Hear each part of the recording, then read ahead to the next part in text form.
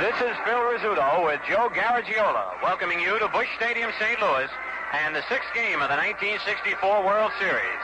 Brought to you by Gillette, maker of the incomparable Gillette stainless steel blade, the world's sharpest, easiest shaving, #1 in sales by far, and the slim adjustable razor, foamy shaving cream, Right Guard deodorant, and Sun-Up aftershave.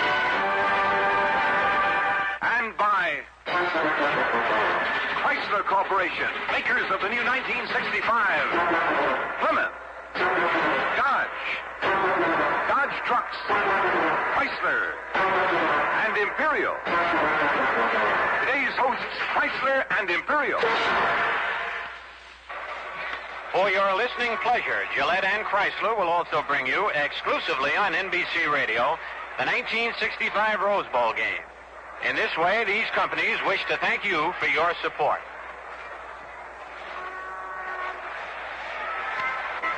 Well, you couldn't have asked for a more beautiful day for the sixth game of the World Series here in St. Louis, Missouri. The wind will be a very little factor in this ball game. The flags are hanging just about straight down on the top of the roofs here at Busch Stadium. But nevertheless, in batting practice, many balls were hit out of the park, both in left field, left center, and up in the roof in right field. The balls always do carry well here in St. Louis, but the temperature right now, close to 75 degrees, and before the game is over, and especially in the sunshine, it's going to be close to 80. So it'll be a perfect day for the game and for both teams. The Yankees, as you know, are down 3-2, and the Cardinals could clinch it today, but Yogi Berra has his team all fired up. The Yankees, who dropped 4 in a row to the Dodgers last year, want to bounce back and get that Yankee supremacy back on top. This broadcast is authorized under broadcasting rights granted by the Commissioner of Baseball solely for the entertainment of our listening audience. And any publication, rebroadcast, or other use of the descriptions and accounts of this game without the express written consent of the Commissioner of Baseball is prohibited. The ground crew out there now manicuring the infield around the pitcher's box and home plate. And it looks like the grass has grown a little bit since opening day here at Busch Stadium. And maybe the infield will not be quite as fast as it was for the first 2 games played here at Busch Stadium. Nevertheless, it's still hard, and the ground balls will be going through the infield. Jim Bouton for the Yankees is unlike Mel Stottlemyre, and there'll not be nearly as many ground balls hit off Bouton. Bouton's main forte is to get them to hit the ball up in the air, and that could be dangerous, too, here in this ballpark in St. Louis. On the other hand, Curt Simmons, who, as Joe Garagiola told you, throws a lot of breaking stuff and changes his speeds, gets the opposition to hit the ball on the ground, and that's where the defense comes in. Warming up down the left field foul line is Curt Simmons, the left-hander, who actually has pitched the best game in this World Series so far as statistics are concerned. Simmons, as you know, worked 8 innings and allowed just 4 base hits, giving up just 1 run. He walked 3 and struck out 2. He was not credited with the win or the loss. And Jim Bouton, who right now is not down the right field foul line, taking his unusual way of limbering up before the game, warming up, then resting, and then coming back out and warming up for the last 10 minutes before the start of the ball game. So Bouton will be making his appearance again momentarily. The crowd is still filing in. Give you a rundown of the scores of the other games. In the first game, you remember the Cardinals defeated the Yankees 9-5. Then the Yankees came back here in St. Louis to beat the Cardinals 8-3. In the first game at Yankee Stadium, Mickey Mantle's dramatic home run in the bottom of the 9th inning on the first pitch served up by Barney Schultz gave the Yankees a 2-1 win. But then the Cardinals came back on just as dramatic a home run by Ken Boyer with the bases loaded. And that was an unusual ball game as the Yankees scored all 3 of their runs in 1 inning and the Cardinals all 4 of their runs in 1 inning. The Cardinals winning that ball game 4-3.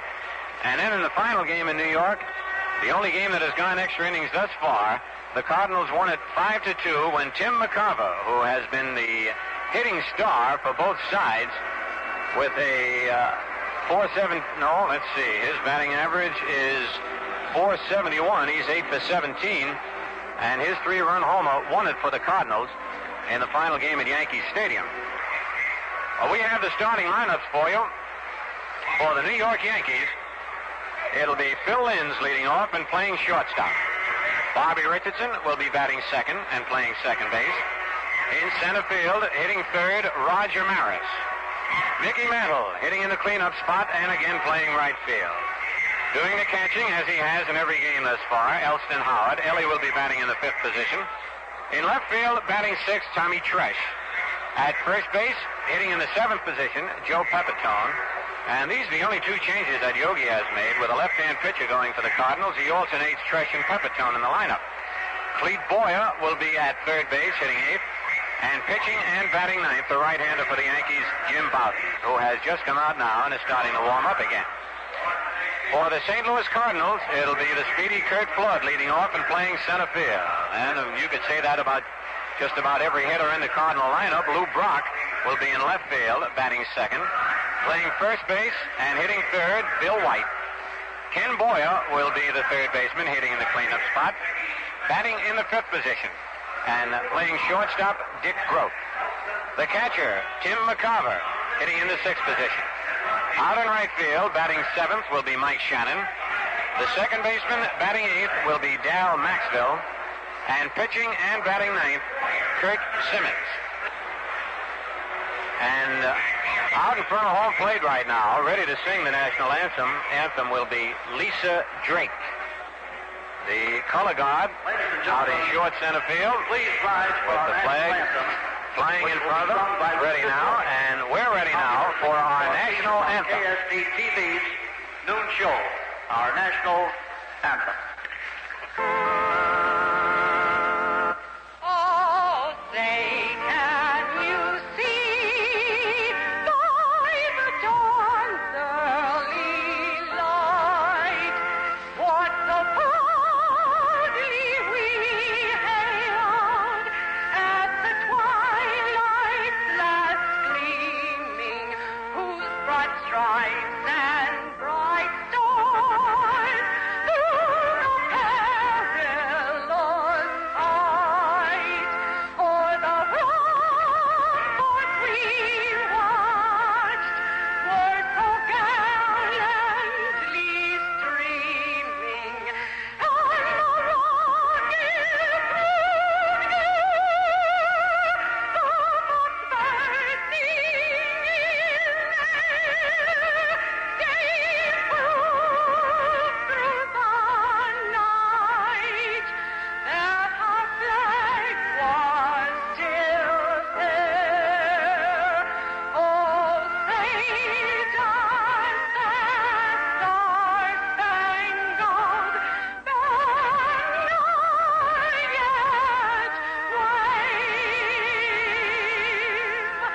o'er the land of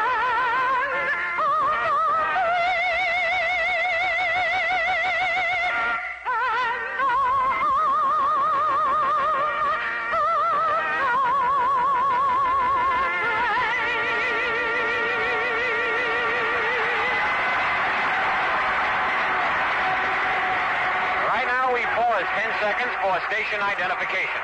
WGY, WGFM, Schenectady. World Series time or any time, Ginger Perfect Saratoga Ginger Ale is the perfect drink. It has a refreshing, tangy flavor that lifts your spirits. Get Saratoga Ginger Ale at your store today. We bring you the star of last night's Tonight Show, Joe Garagiola. Without the python, how about that person? You showed me something last night. When that python came out, I jumped back 10 feet and I was watching on TV. I was hiding behind Skitch Henderson. Yes, sir, it's a big ball game here in St. Louis. And Jim Bouton against Kurt Simmons. Boy, all the ball players, as Phil and I were on the field before the game, all talking about the background here. If you're not familiar with the background in center field, they call it Busch Gardens, as it is a green background. Well, a lot of shrubbery back there, and I tell you, it just sort of magnifies the ball. In Yankee Stadium, the ball players with the spectators out there having some problems picking up the baseball, but here in batting practice, they're really popping them out of here. Kurt Simmons spots that ball. He doesn't have any trick pitches. He's in and out, up and down, lets up a little bit on the curveball. He'll turn his fastball over much to give the effect of a screwball. It's not a big, quick-breaking ball that he throws when he turns that fastball over, but he uses it for a double play pitch to get that ground ball. Boughton, a fastball, a curveball, a slider. There go the Cardinals on the field. And this crowd, many of them rising to their feet as they show their appreciation for the tremendous battle that this club has put up all year long, bouncing back to win the National League pennant. And here they are with the game lead on the Yankees. When they returned from the York, the airport was just jammed with St. Louis Cardinal fans, and it ended up that Johnny Keane, manager Johnny Keane, Bob Gibson, and Tim McCarver all had to make speeches. And now it's a sixth game. It's the Yankees who have their backs up against that wall against Simmons. Simmons won't strike out many. In fact, in the ball game that he pitched, Simmons didn't strike out a man until the seventh inning when he struck out Clete Boyer. In fact, for the whole ball game, he struck out two. And if you're a box score guy where you follow the ball games by checking the box score, Jim Boughton, and Phil mentioned it about how many fly balls are hit in his ball game. 15 of the outs that were made in the air, 9 ground balls. So if he's got his good fastball, you'll see a lot of fly balls. So it takes that good live fastball and a good fast outfield. The grass is a little high. The infield is harder than Yankee Stadium. But Bill White makes the point that you get a good true hop here, so if you expect the ball to come off that grass quickly, you won't have any problems. Simmons has finished his warm-up tosses. Phil Linz is in that batter's box. Linz has 4 base hits in this World Series. They play him straight away. Chokes up on that bat. Right-handed hitter. A pesky little guy. And here's the first pitch of the ball game. Swung on line drive, left field. Lou Brock comes in fast, makes the grab. So there is one out. That leadoff here, a lot of times, Phil, you guys like to jump on it first. Well, you don't want that pitch to get ahead of you at all. No, and you figure at the start of the game he's going to lay that first one in there. Do you go for the long ball? Or you just... Some guys do, Joe.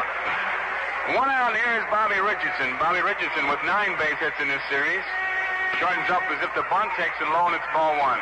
Al Smith of the American League is a home plate umpire. At first base is Frank Sikori. Bill McKinley of the American League is at second base, and Ken Burkhardt of the National League at third base. The pitch to Richardson is high and outside. Ball 2. 2 balls and no strikes. Down the left field line from the American League is Hank Soar. In right field, it's Vinnie Smith of the National League. Umpires rotating this year. 2-0 pitch by Simmons to Richardson. Swung on, hot smash, left field, that's a base hit. Richardson is on, and the first 2 Yankee hitters having real good cuts at Simmons. Linz hit the ball hard. He was out on a line drive to Brock, but now Richardson lines a single between Boyer and Grote. He's on. Here's Roger Maris. Maris has 4 base hits in the World Series, as they've been doing the whole time here. The Cardinal infield is not over shift. They play Maris to pull that ball. The pitch, swung on. A ball tip held on to by McCarver. It's strike 1. Flood is in deep right center field. Mike Shannon is back in right field. It's 3:10 down the line here in St. Louis. 3:54 in the slot in right center field. There goes Richardson. Here's the throw to second base. It is not in time. It's a stolen base for Bobby Richardson as the curveball went outside, and it's 1 ball and 1 strike. Richardson with the stolen base. So you'll never know until the game is over, but it looks like Yogi may have had a little bit of a pep talk before this ball game. These guys are coming out of the chute right now. Bobby Richardson on at second base with the stolen base. 1 ball, 1 strike to count on Maris. Fouls it back, and it's strike 2.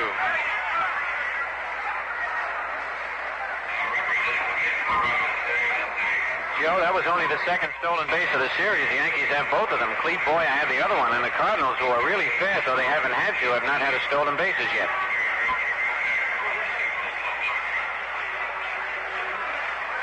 Check that, Bill White got one at Yankee Stadium.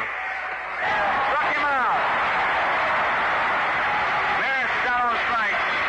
Had White stolen base. Bill was kind of a delayed action. You don't really consider that a stolen base. Statistics it is.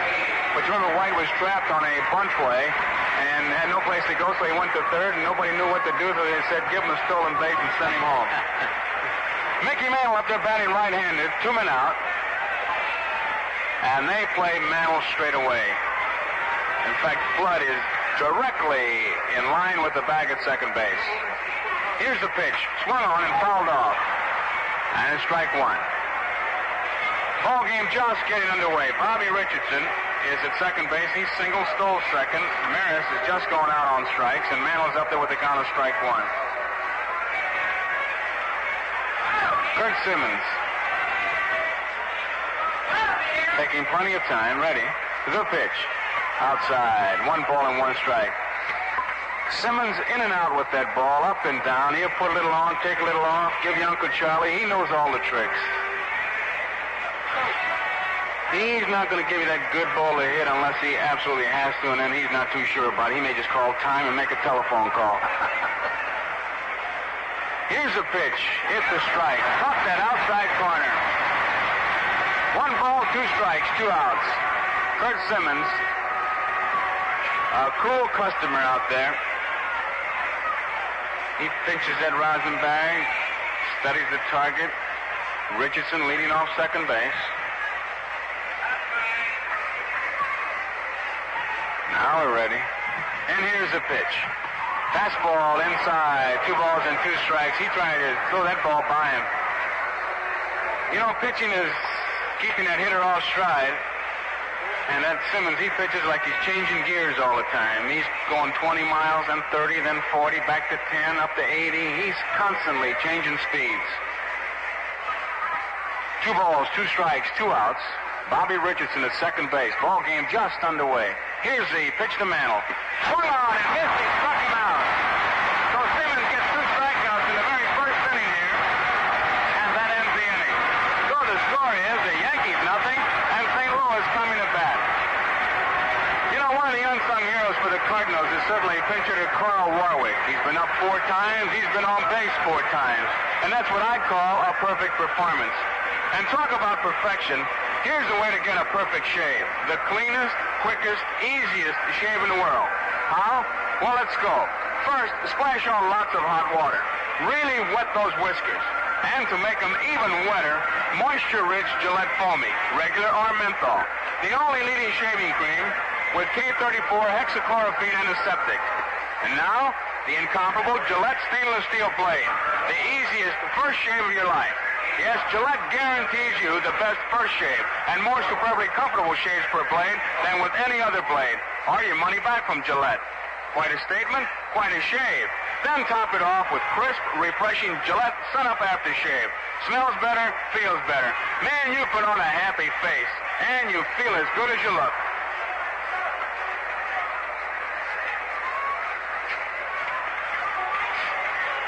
Kurt Simmons able to get Maris and Mantle on strikes. Out of the inning, and now it's Kurt Flood to lead it off for the St. Louis Cardinals. Flood, Brock, and White. Jim Bouton. And Phil, I'll promise it, if you'll promise it, I'm not going to mention how many times his hat falls off. Okay, Joe.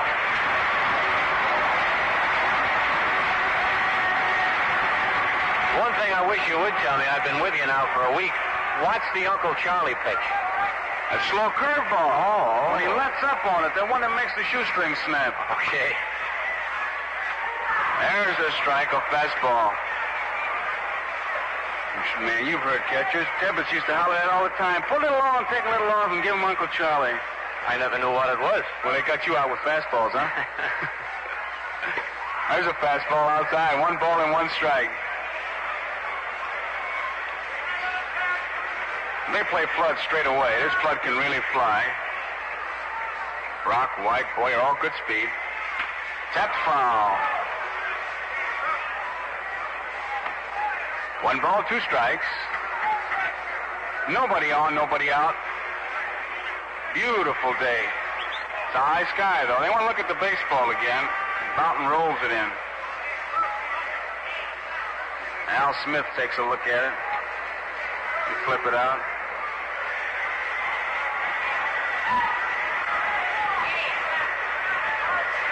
Boyer at third, Lenz at short, Richardson at second base, Pepitone at first base. 1 ball and 2 strikes. The count on Flood. Boughton ready to pitch. A let up, swung on, line drive, base hit, left field. Up with the ball is Fresh. Bobbles hit Flood. Holds up at first, though, as Fresh gets that ball right back in a hurry. On the very first changeup that Boughton threw, Flood drilled it past Boyer, so he's on at first base. Brings up Lou Brock.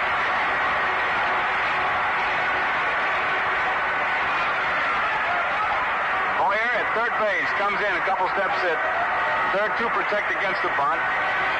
Brock backs out now. Flood a good lead at first base. Here's the pitch. Swung on, line drive, base hit, center field. Up with the ball is Maris. Brock digging for third. The throw goes into second at first and third, and Bill White's the hitter.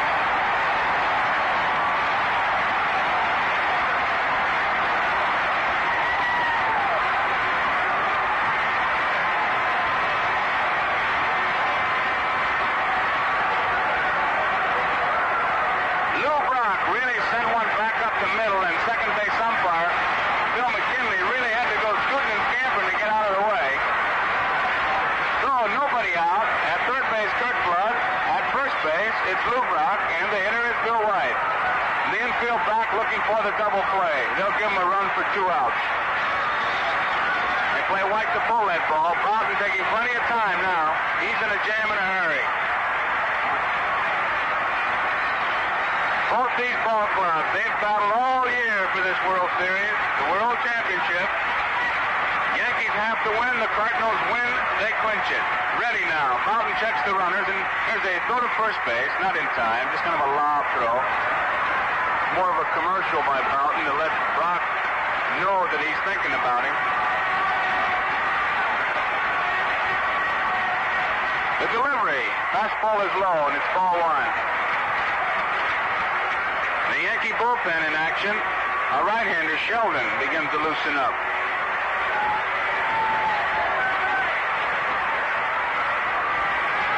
1 ball, no strikes. Bill White, the hitter, a left-handed hitter, waits. Lead by Flood and Brock. The pitch swung on. Hot smash to Richardson. He's got it. The Lynns 1 out to first base. Double play. And Kurt Flood scores on the double play, so the Cardinals lead 1-0. White hits into a double play from Richardson to Lynn to Pepitone. No run batted in on that play. And here's Ken Boyer. 1, and the New York Yankees nothing. Boyer with 3 base hits in the series. Takes a curveball high, and it's ball 1. Of course, one of the base hits he got, the big grand slam home run that he hit in that 4th game. Fly ball, left field. Back goes Tresh. He's there. Got room. Makes the play. So, Boyer flies to Tresh to end the first inning, and the score is St. Louis 1, New York nothing. Talking about Ken Boyer, Sunday, he won the game with a grand slam homer. Monday, he set up the winning rally with a bunt. Now, that was quite a switch, and it paid off. And here's a move that will really improve your day. Sun Up Aftershave. Start your day with new Gillette Sun Up, and man, you'll put on a happy face. Sun Up smells better, feels better, it's manlier. Right now, you can get a free sample bottle when you buy this Gillette World Series Special. The adjustable razor with the exclusive 9-position micrometer dial that lets you select the blade angle that matches your skin and beard exactly. Also, it contains a dispenser of sensational Gillette stainless steel blades. The only stainless blades engineered to fit this razor exactly. And every blade is guaranteed to give you the best first shave of your life. And more just like it, every blade, than with any other blade. Or your money back from Gillette. Adjustable razor with Gillette stainless steel blades plus a free sample of crisp, refreshing Sun Up. Just $1.50.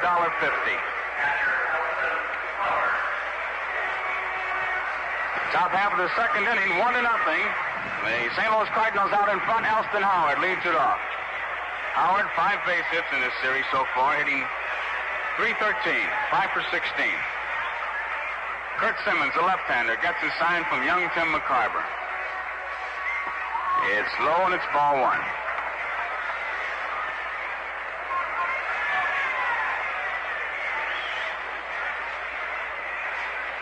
The pitch.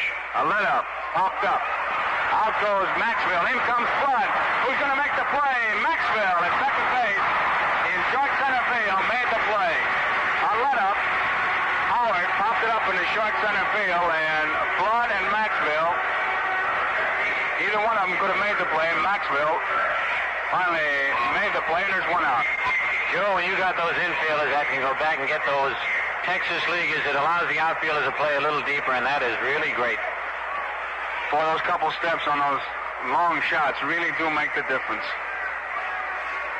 They got a couple good ones on both ball clubs. Here is Tom Tresh, batting right-handed. He takes up fastball in the outside corner. It's strike 1. Simmons with that good control. He won't walk many. A let-up. You can hear the crowd ooh and ah as they can see Tom Tresh leaning. Simmons with that delivery of his, he hides that ball well. Another let-up. This one bounced down to third baseman Ken Boyer. He's got it over to White in time.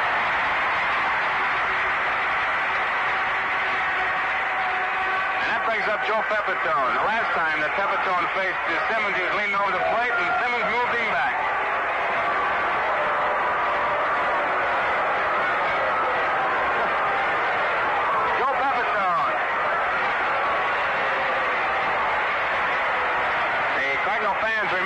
Pepitone was hit by that pitched ball. They still won't believe it.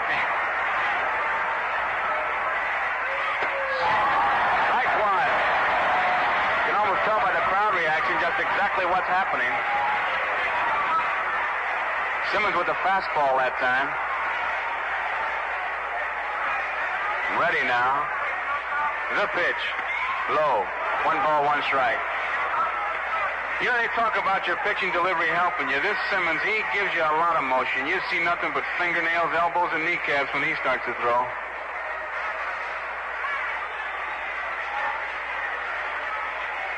Flicks that glove. Here's the 1-1 pitch. Line drive, right field. Mike Shannon going back. Leach makes the catch. A one-handed grab by Mike Shannon to take away a base hit from Joe Pepitone.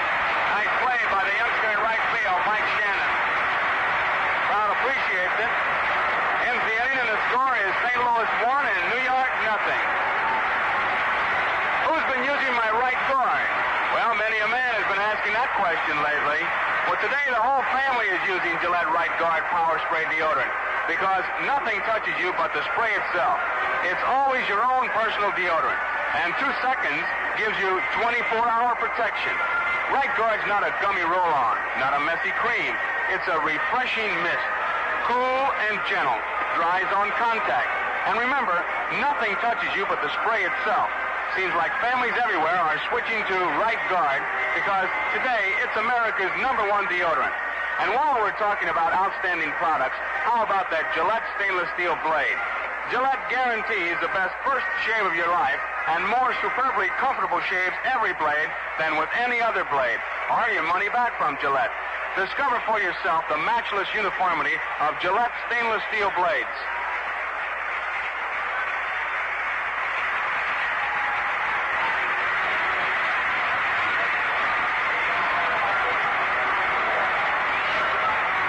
Dick Grote will be the leadoff man here for the Cardinals in the bottom half of the second inning. 1-0, St. Louis leading. If you've just joined us, Flood opened with a base hit to left field. Brock single to center. Flood stopping at third. Bill White into a double play from Richardson to Linz to Pepitone, and Flood scored while they were making that double play, and then Boyer flied out to end the first inning. So it's 1-0, bottom of the second, Dick Grote against Jim Bouton. Bouton delivers. Strike. A high fastball and a good one. It seems to me that, that Grote is always hitting with at least 1 or 2 strikes on it. He wants to measure that pitcher, I believe, Phil. He wants to see his best fastball and then go from there. Here's one that stays high, 1-1. He's got such good control of that strike zone that he's one of those guys, he doesn't care to spot that pitcher a strike if he can get some information from it. Foul back, and it's 1 ball and 2 strikes. They play Grote. They shade him towards right field.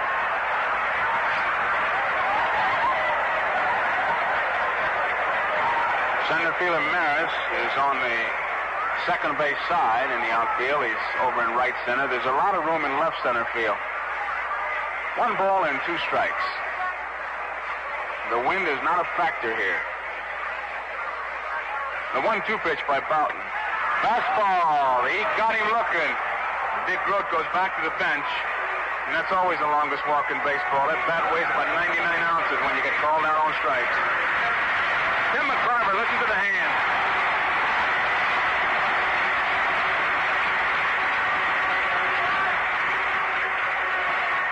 Elston Howard was talking about both Shannon and McCarver before the game. He said, we got a pretty good book on everybody. See what we're doing to White, Brock, Boyer, but that McCarver and Shannon.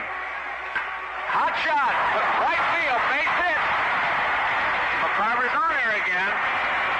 And for McCarver, that's his 9th base hit. 9 for 18. And boy, even if you sit in the back of the room, you know that's 500. 9 for 18. So here is Mike Shannon now with McCarver on at first base. Bill, he is really rapping that ball. He is red hot, and you always get 1 or 2 guys that get red hot in the World Series, Joe, and they can carry a club. McCarver has been doing that. Shannon has 4 base hits in this series. Right-handed hitter. McCarver leads off. The pitch. A strike.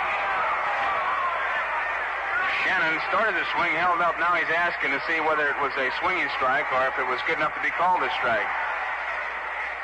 Either way, it's still up there. Strike 1. Taking a good look at Coach Vern Benson at third base. That's got good speed. McCarver can run. He's not like most catchers who run with suction cups on their shoes. He can move. Outside, 1-1.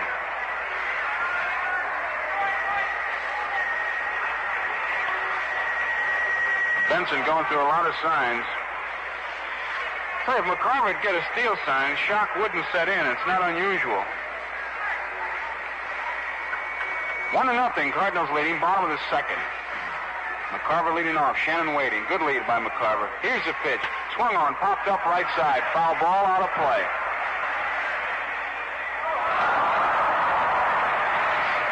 One ball, 2 strikes. 1 out. Breeze blowing towards right field. 1-0.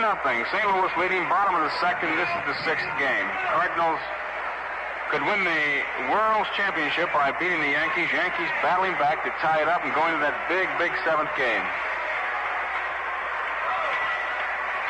McCarver leading off first base. Pepitone holding him close. Boughton ready. Shannon waits. The pitch. Outside. 2 balls and 2 strikes.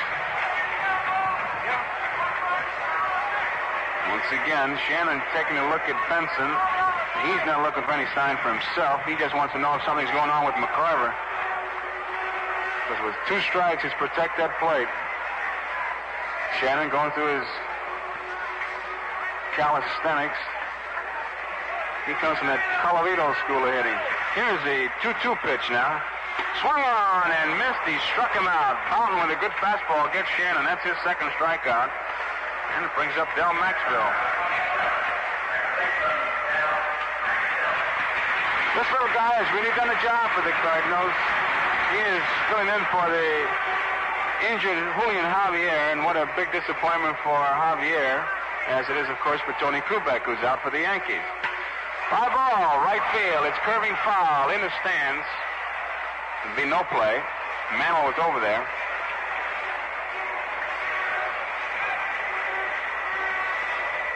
Kubek's place on the roster taken by young Mike Hegan. Kubek Ramos, of course, is out. He was not eligible, although he did such a fine job for the Yankees coming down the stretch. And Javier thought he might be able to play, but he He's only used as a pinch hitter, so Maxwell is getting a chance, and he has been doing quite a job. McCarver leading off first. The pitch. Strike is called. A curveball. 2 strikes, the count on Del Maxwell.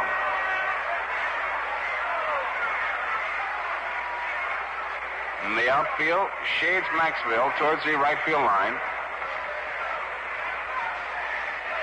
No balls, 2 strikes. McCarver at first base. 1-0 St. Louis leading. We're in the bottom of the second. Mountain delivers. Fastball. Right center field. Mantle is going over, calling for the ball. Makes the play. A little fly ball hit by Maxwell. Mantle hauls it in. And that ends the inning, so the score is St. Louis 1 and New York 0.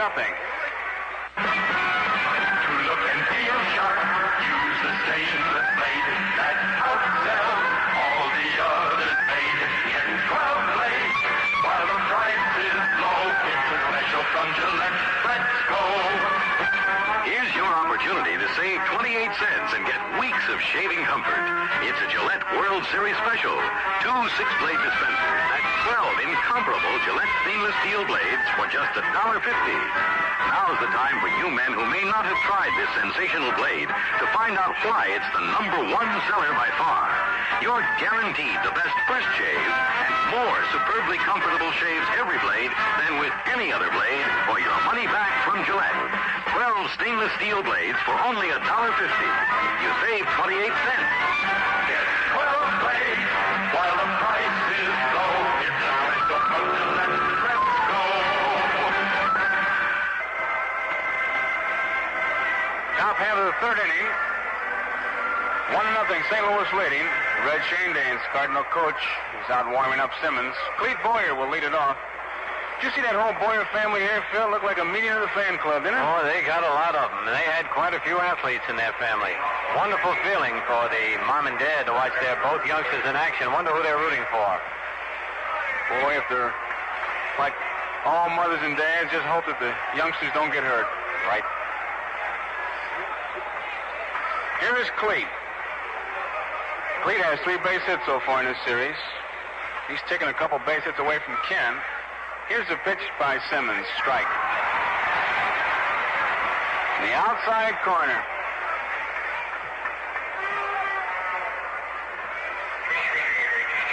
One strike to count. The pitch. Popped up. Out goes Grote. In comes Flood. Flood calling for the ball. He's short center field and makes the play. 1 out. So there's 1 out, and it brings up Jim Bouton.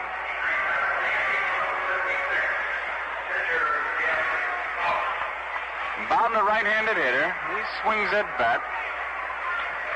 Remember in the other ball game, he even attempted a bunt. So you got to be alive for anything with Bouton in that batter's box. 1-0, St. Louis leading. We're at the top of the third. Simmons delivers. Low, ball 1. Al Smith, the American League, is behind the plate.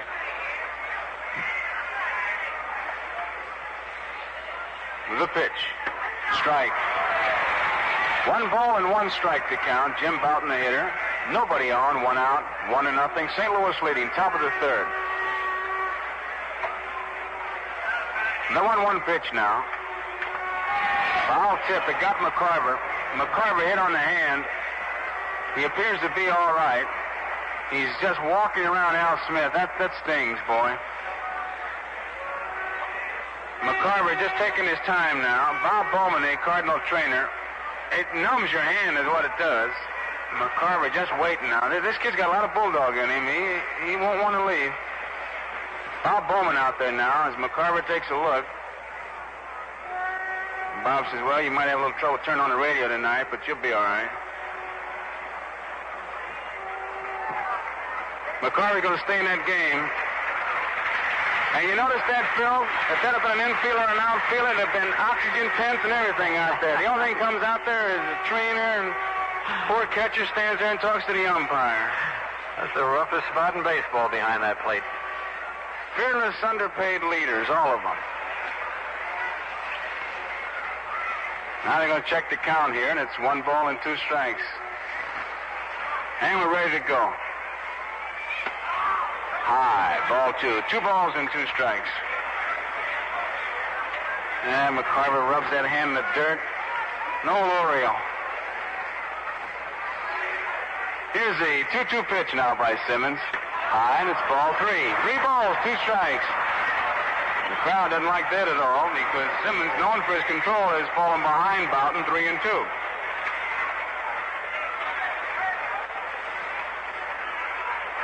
Simmons ready. 3-2 pitch now. Struck him out. That is the third strikeout for Curt Simmons. And it brings up Phil Linz, who lined hard to Lou Brock in left field his first time up.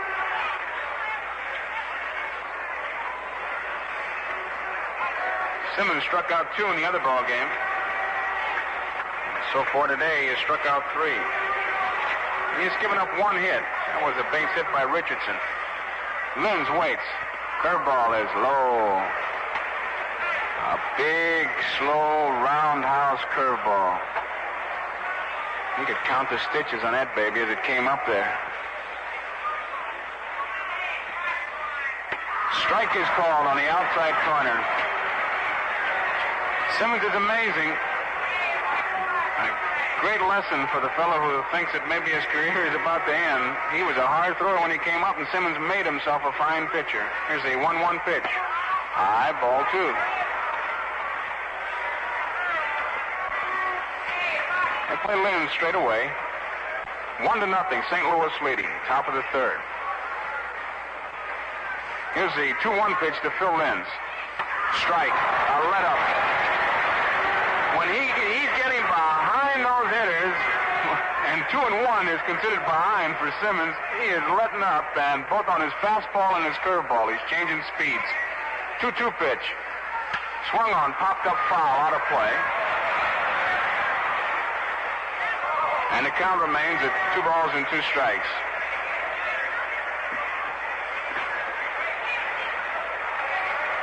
Many times you hear a fellow talk about a change of pace, he'll talk about a straight change. He'll let up a little bit on his fastball. Simmons can do that off his fastball, off his curveball, and he'll turn it over a little bit and give the effect of a screwball, especially to the right-handed hitter. 2 balls and 2 strikes with 2 outs. Phil Linz, the hitter. 1-0, St. Louis leading. Let up. Struck him out. He took something off the pitch again. And that's 4 strikeouts for Curt Simmons as the Yankees go down 1-2-3. So the score is St. Louis 1 and New York 0. The game continues at the beginning of side 2 after a short delay.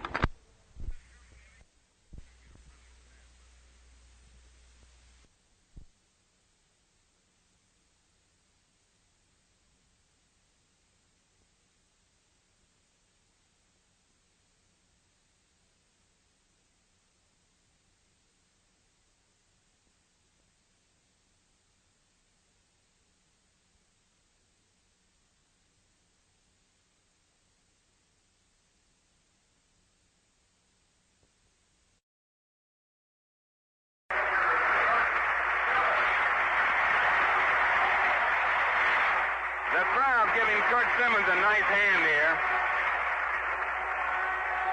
Phil, you've seen this Simmons in 2 ball games now. He has almost changed his style completely, and that he's throwing looks like more change of paces now. That's right, Joe. Well, in Yankee Stadium, he had the benefit of the bad background. And here you can see the ball a little better, so he's not throwing that high, hard one too often. Now, a bad hitter. He's up there now against Boughton. He takes it high, ball 1. He sprays that ball to left field. Remember, he got a base hit to drive in a run off Boyer's glove. He helps himself to Simmons. And a bad fielder, pretty good hitter. Waits. There's a strike. 1 ball and 1 strike. 1-0. St. Louis leading. Bottom half of the third inning. Jim Boughton against Curt Simmons. 6th game of the World Series. Curveball is high. 2 balls and 1 strike to count. Base hit by Flood, a base hit by Brock. White hit into a double play. Flood scoring. And that's how we stand, 1-0. 2-1 pitch. Strike. You can hear that Al Smith all the way up here. You know, an umpire very rarely says strike or ball. They all have their own ways, and I know Smith gives you that or a strike. So 9 innings of that, and you're in pretty good shape for anything. Here's a 2-2 pitch. Line drive, base hit up the middle. Kurt Simmons sends a fastball right back up the middle. And there are 4 pigeons out here who've been in right center field all day, and that ball just broke up that meeting of the pigeons out there. Well, they just move over into right center. Time is called now. As the bat boy goes out with a jacket. And this game has become so specialized, they have a light jacket and a heavy jacket. And since it's only 25 minutes to 2, Simmons will go to the light jacket. If he goes to the heavy jacket, with the wind not blowing, it could be... You don't agree with me, Phil, huh? I'm listening, Joe. Very interesting. I can just hear some of those older fellows say, when I was playing, boy, the game was tough. We didn't even use hard helmets. Just let our hair grow. Here we go now. Simmons is well dressed at first base. Here comes Boyer in at third looking for a bunt. Flood waits. The pitch. High. Ball 1. Flood can handle that bat. Benson going through all kinds of signs. They're still looking for the bunt. Flood can bunt and beat it out for the base hit. He's got that great speed. Nobody out. 1-0. St. Louis out in front. Simmons on at first. Bowden at the belt. Checks the runner. Here's the pitch. Flood's going to bunt. Takes it outside. Ball 2. 2 balls and no strikes. Takes a look at Vern Benson again. Benson going through all the signs.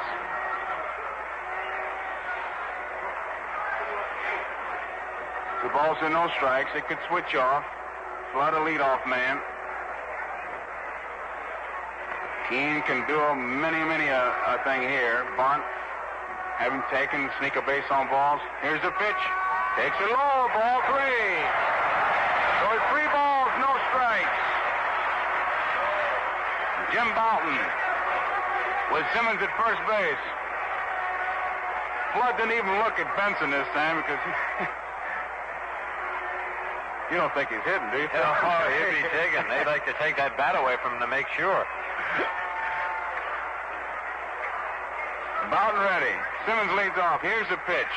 Strike is called. Taken all away. So it's 3 balls, 1 strike. Now Flood once again checks down there.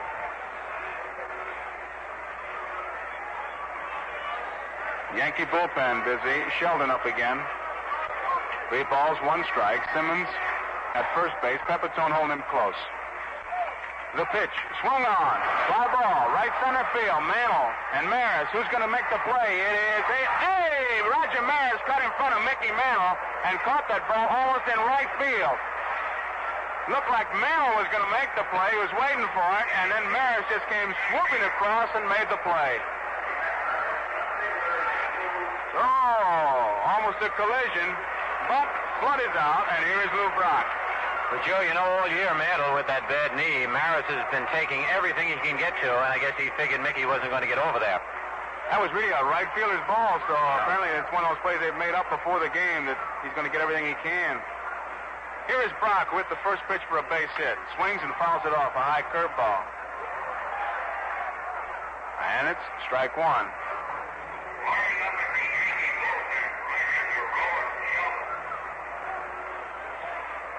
Jim Bouton with the count of strike 1 on Lou Brock. Simmons is at first base.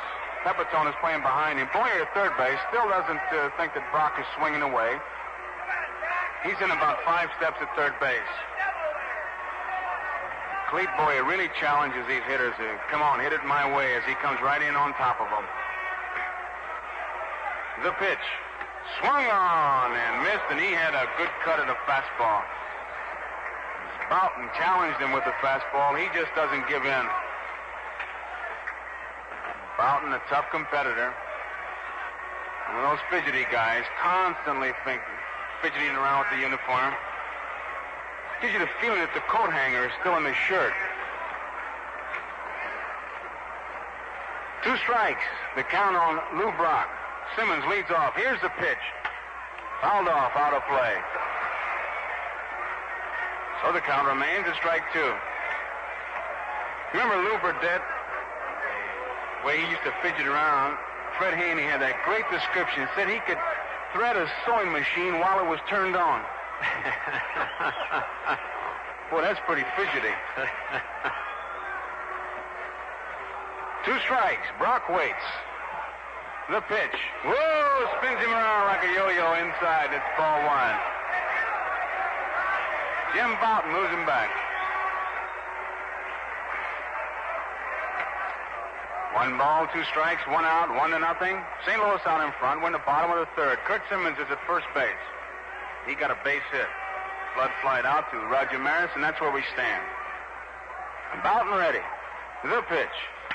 A little looper, center field. Maris is digging hard, in fast. A one-handed grab. Here's a throw to first base. It is not in time, and Bouton makes a fine play as he protects the play.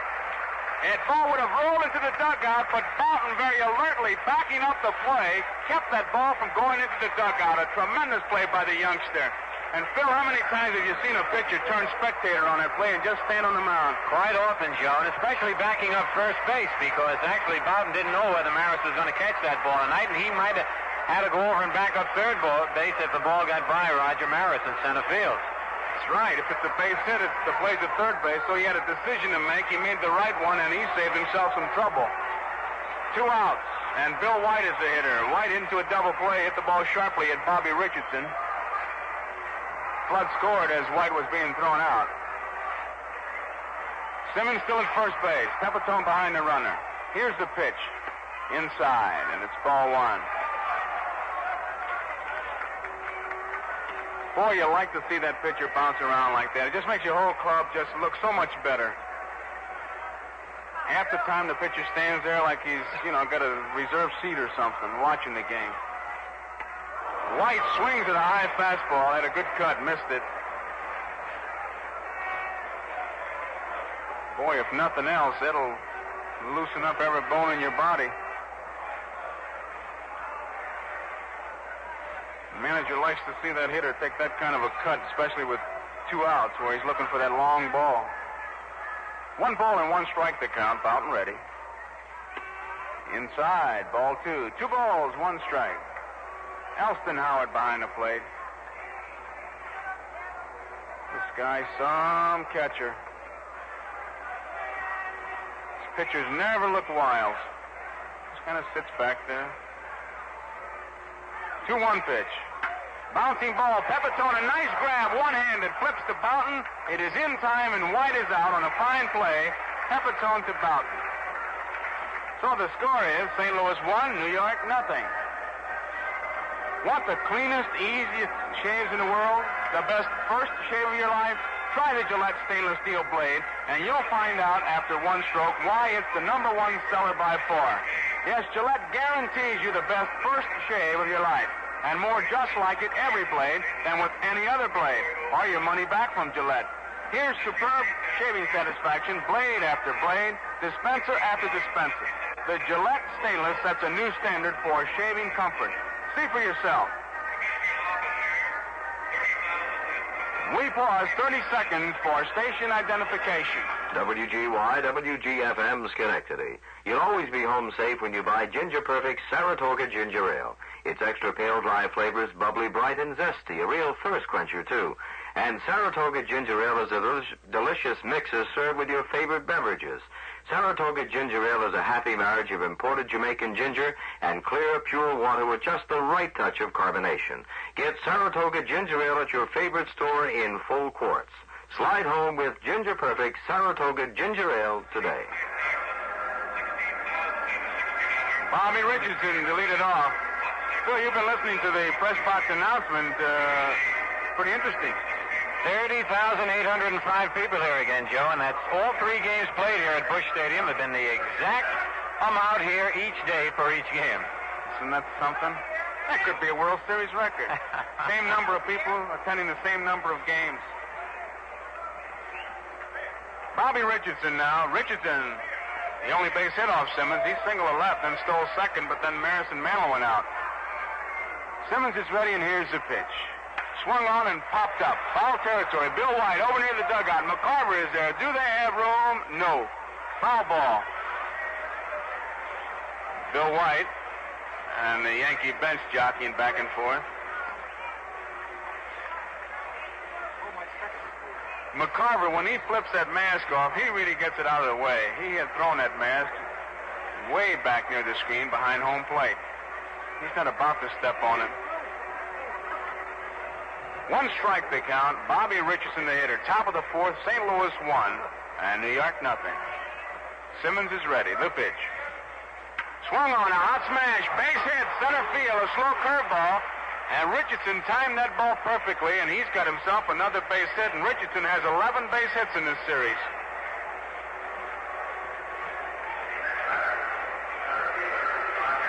So Bobby Richardson is on at first base. Roger Maris is the hitter.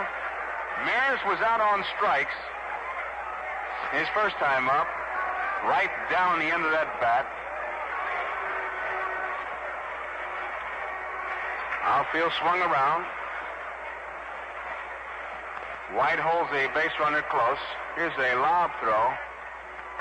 Was not a good move by Simmons. Sometimes a pitcher will do that when that ball doesn't feel exactly right. Here's a pitch. Didn't mean to swing, hits his bat foul. Upper deck. And a youngster got it. Good deal. Life's brightest moment right there. A couple of the men around there, they booted the ball around. The youngster just waited for it, and he grabbed it. Here's a pitch. Outside. 1 ball, 1 strike. Boyer's about even with the bag. He's wide of the bag. Grote shades towards the bag at shortstop. Maxwell is over, trying to protect against the hole between first and second. White holds the runner close. The pitch swung on and missed. 1 ball, 2 strikes. That was a fastball. He got it by him. The outfield, Brock is in a normal left field position. Flood is shaded in right center. Shannon is back in right field. The gap is in left center field. 1-2 pitch now. Outside. 2-2. When Simmons turns that ball loose after changing speeds, it looks like it's really coming up there. 2 balls, 2 strikes. Nobody out. Base runner at first is Bobby Richardson. 1-0. The Cardinals are leading. Top of the fourth. Pitch. High. Ball 3. Now, what do you do, Coach? Rossetti at third base is going through the signs. Maris wants to know if Richardson is running or holding. Stay away from the double play if they start him, but if they strike him out, the chance will watch. Richardson's holding. The pitch is swung on, popped up.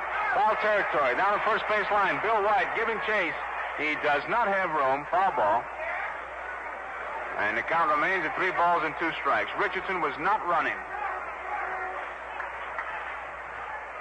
Richardson singled and stole second in the first inning.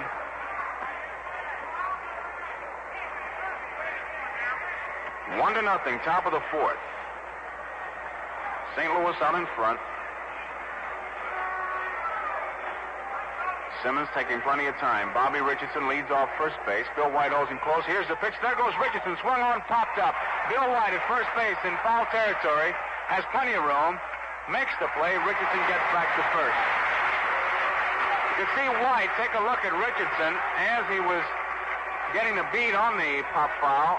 Many times the infielder will decoy you, and you go sliding in the second. That's right, Joe. And Bobby, an exceptionally good base runner, always takes that little last second look at the hitter as he swings to see where it's going. A lot of runners run with their head down, and it's an easy double play. You just can't trust those infielders on that guy's running, boy. They really turn Shakespearean actors. They'll fake a ground ball, and you go sliding in, and then you look up, whoops, the first baseman's making a play on a pop fly. Here is Mickey Mantle. 1 out, the pitch. Outside, ball 1. Richardson at first base. That's how you can usually tell if it's a straight steal or a hit-and-run play, too. If it's a straight steal, he'll run with his head down. On the hit-and-run play, he'll watch the hitter. And if the ball is hit, he'll follow the ball.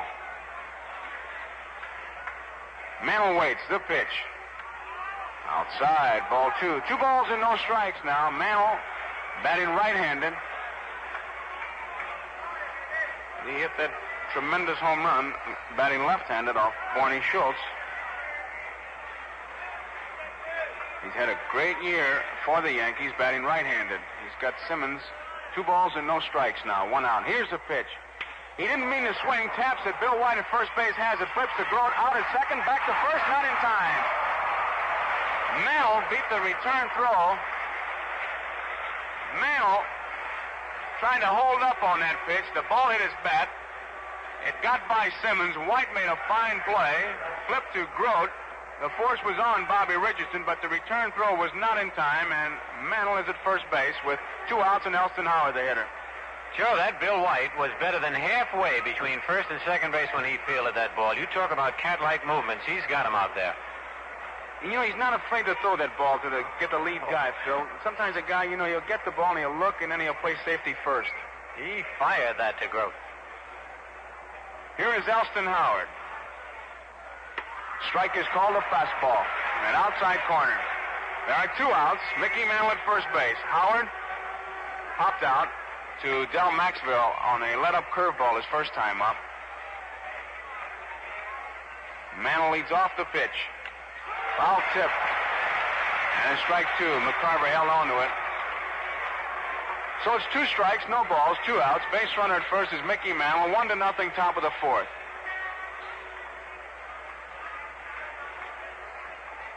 Howard, a big spread stance, swinging a 38-ounce bat. Holds that bat high. Here's a 2-strike pitch now. Way outside, ball 1. He couldn't hit that with a 38-ounce, 38-foot bat. Way out there. Simmons just kind of wasting that pitch. Wasting it to the point that he's trying to set up his next one. Here's the pitch. Inside, ball 2, in and out. This guy's got an idea, boy. He wouldn't give you yesterday's paper, this Simmons.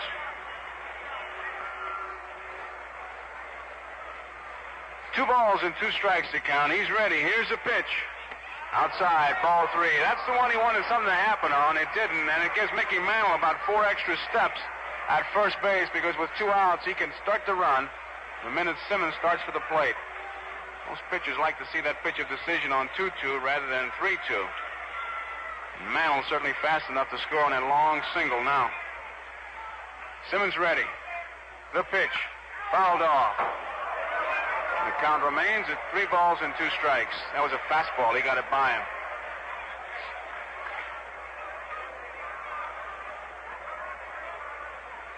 One to nothing, top of the 4th inning from Busch Stadium in St. Louis. This is Joe Garagiola with Phil Rizzuto. 6th game of the World Series. Cardinals trying to nail it down today. Mantle leads off first. The pitch to Howard, swung on a bouncing ball. Maxwell has it at second base, over to first in time. Maxwell, a nice play. He throws out Howard at first base. That ends the inning. So the score is St. Louis 1 and New York 0. A fast double play. Richardson to Linz to Pepitone got the Yanks out of trouble in the first inning, and they didn't waste any time. And you might take a leaf out of their book and latch on fast to this World Series special from Gillette. It's a bargain opportunity to find out how clean and easy and smooth shaving can be.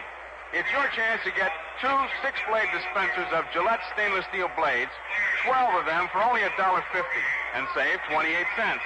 That's weeks and weeks, yes, months of incomparable shaves. But it will only take 1 stroke to find out why this blade is America's #1 seller by far. Gillette guarantees you the best first shave of your life and more superbly comfortable shaves every blade than with any other blade, or your money back from Gillette. Look for this World Series special, but act fast. 12 Gillette stainless steel blades for only $1.50. You save 28 cents.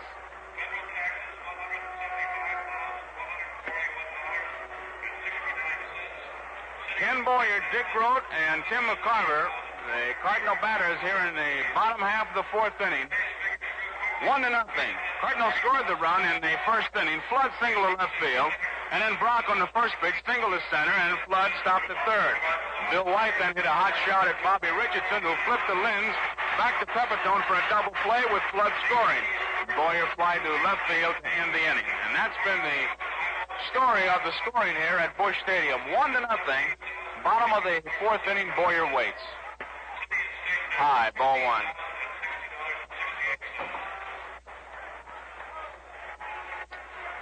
Cardinals have made 4 hits. Yankees 2. Popped up foul, straight back out of play. And it's 1 ball and 1 strike.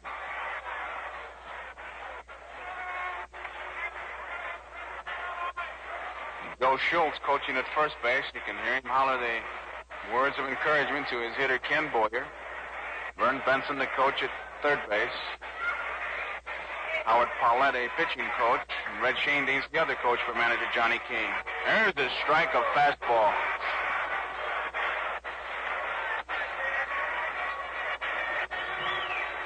Home plate is just about completely covered in shadows. The shadow of the light standard covers a part of the first baseline. Here's a 1-2 pitch. Swung on, foul ball. Right field, on the roof. Boyer's got good enough power to hit that ball on the roof here in St. Louis. There's 310 down the line, 354 in right center, 425 in dead center, 379 in left center, and 351 in left field, right down the line. Struck him out. Boyer out on strikes, a foul tip held on to by Elston Howard, and Boughton has the first out in the bottom of the fourth, and here is Dick Grote.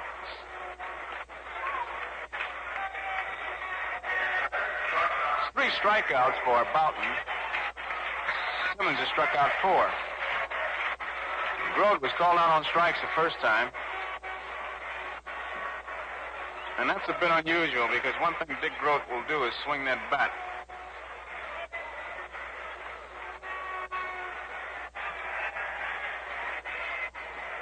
The pitch. Fouled off right side.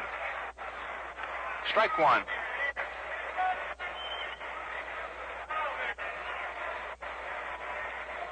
It's been a pitcher's battle so far between Simmons and Boughton.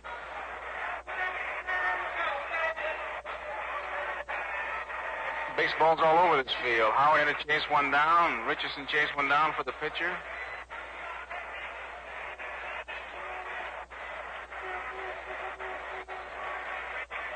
Boughton ready.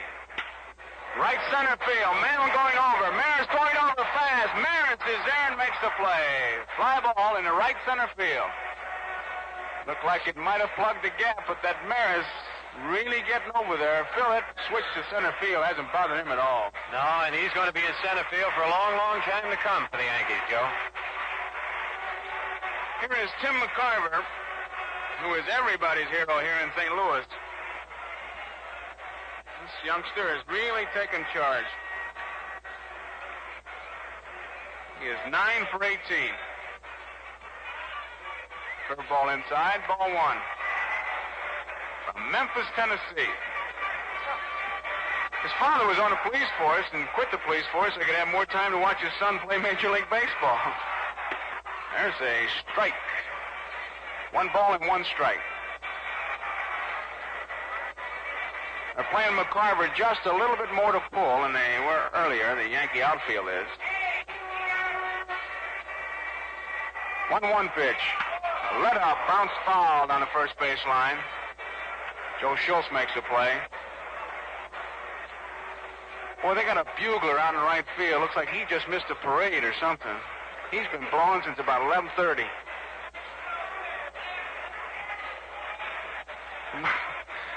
Somebody better tell him the band took off in the other bus. 1 ball, 2 strikes, 2 outs, 1-0, bottom of the fourth. Jim Boughton. Now McCarver backs out as Boughton got ready. And Al Smith calls time. All kinds of excitement. And Boughton's still holding the ball, and Gomez says they can't hit it as long as you hold it. Here's the 1-2 pitch. Curveball is low and it's ball 2. 2 balls and 2 strikes.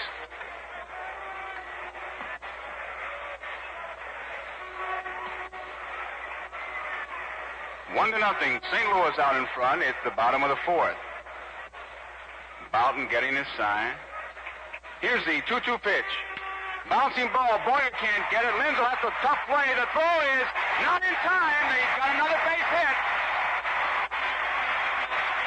Linz had a tough play. McCarver scooting down that line. Got that ball by Boyer. Linz got rid of that ball. Couldn't get too much on it because he had to throw from the hole. And so McCarver has the base hit. He's 2 for 2. And he continues to get those base hits, Phil. 10 base hits in the ball game, and boy, that speed is really an asset, Joe, and especially when he goes with the pitches he did on that one to left field. He just laid that bat on that ball. It hit the ground 3 times, and he was on. Oh, it's Mike Shannon now with McCarver at first base. Here's the pitch. Outside, ball 1. Sure, you're all familiar with the World Series movies, and I tell you that McCarver, when he sees it, it's going to look like the life story of McCarver. He has been on base this whole series. Mike Shannon is out on strikes back in the second. Big, powerful right-hand hitter. McCarver leads off the pitch. Strike is called on the outside corner. 1 ball and 1 strike. Boughton made a real good pitch on McCarver. Tim did not swing, just kind of laid that bat on the ball and then beat the throw by Linz. Linz made a fine play to make it as close as he did. 1 ball, 1 strike. McCarver leads off. The pitch to Shannon, inside. There's a snap throw to first, but not in time. 2 balls and 1 strike.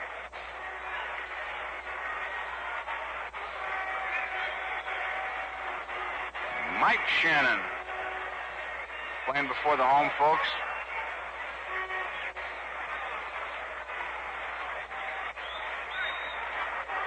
Two balls and 1 strike. 2 outs. 1-0, bottom of the 4th, St. Louis out in front. McCarver a lead. The pitch to Shannon. Swing and a miss. And a strike 2. 2 balls, 2 strikes, 2 outs. Howard walks out in front of that plate.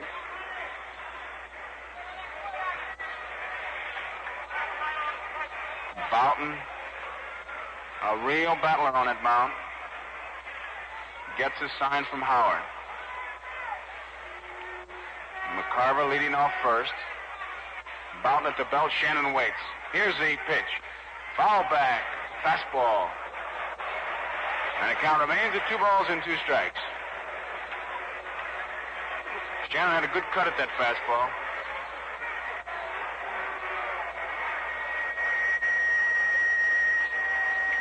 Shannon twisting that bat around.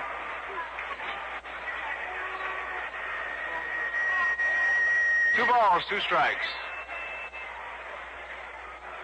2 outs. 1-0. St. Louis leading. Bottom of the 4th. McCarver leading off at first base. Boughton ready. 2-2 pitch. Swung on and missed. He struck him out. A curveball. Shannon out on strikes. And the score is St. Louis 1 and New York 0.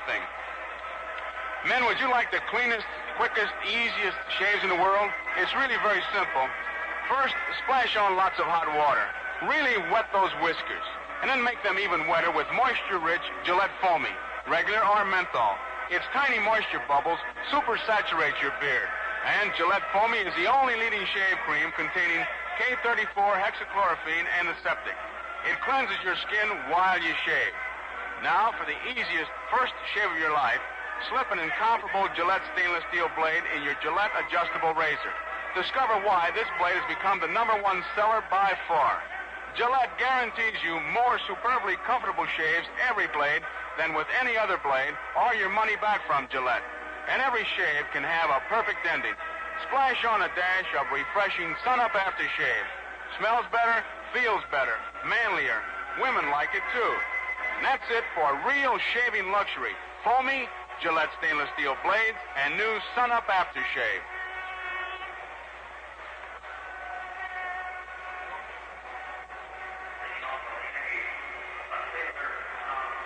Tom Tresh will lead it off.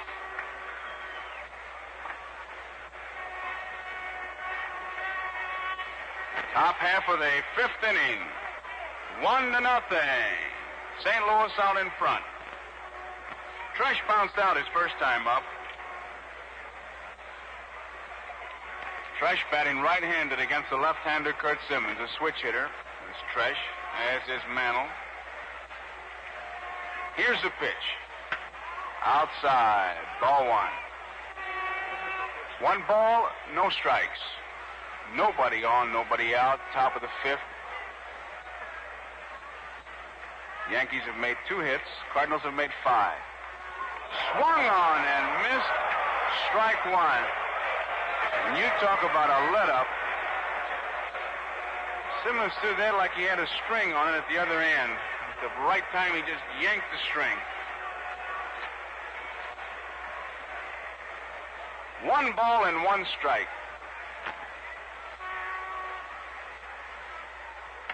Outside, ball 2. That's the kind old Don Newcomb, when they wouldn't hit it, he'd call it a change of pace, and when they'd hit it, he'd call it a change of space. 2 balls and 1 strike. The pitch. Foul ball out of play. 2 balls and 2 strikes to count.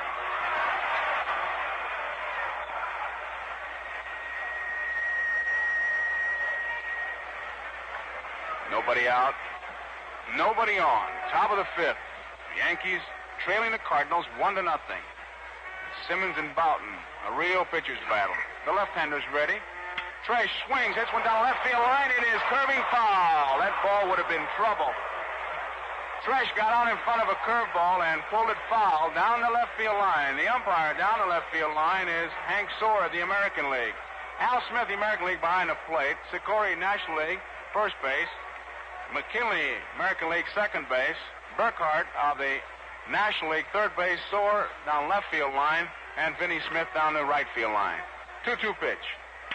Line drive, same spot. Lou Brock going over fast, near the line. He dives. It's a fair ball. It gets by him. 2 bases as it bounces into the stands. And Lou Brock comes in to say something to Hank Soar now. The ball got by him as he dove. It bounced into the stands, and it's a ground rule double. Hank Soar right on top of that play. Motion fair ball right now. Brock gave it a real good effort. Tell you, Phil, that would have been trouble if it doesn't bounce into the stands, because Brock was down, and I just wonder who would have retrieved it. Well, that would have been an easy triple for Tresh, possibly an inside the Parker, because Flood was over in right center field. So Tresh is on at second base now with the double, and here is Joe Pepitone. Pepitone will try to get at least that ground ball to the right side to pick up that base. The pitch. Swings and misses. Strike one as he tried to pull that ball.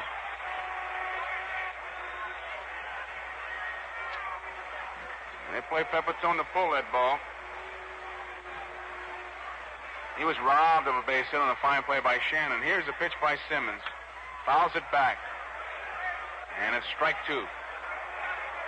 1-0, top of the fifth. Tresh has just opened his fifth inning with a 2-base hit.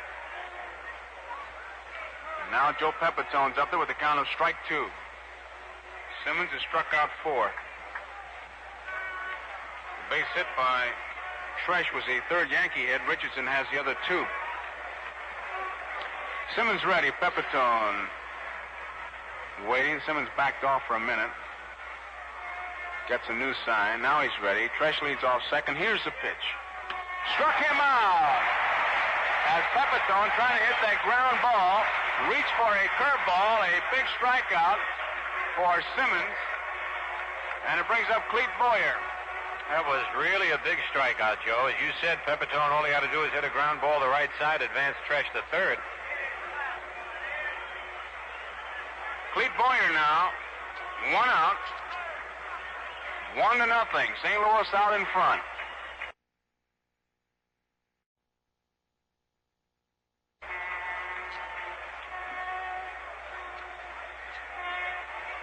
Boyer flying to center field. His other time up. Here's a pitch. It's low, ball one. Tresh at second base. He is a tying run. Simmons taking plenty of time. The pitch. Outside, and it's ball two. 2 balls, no strikes, 1 out.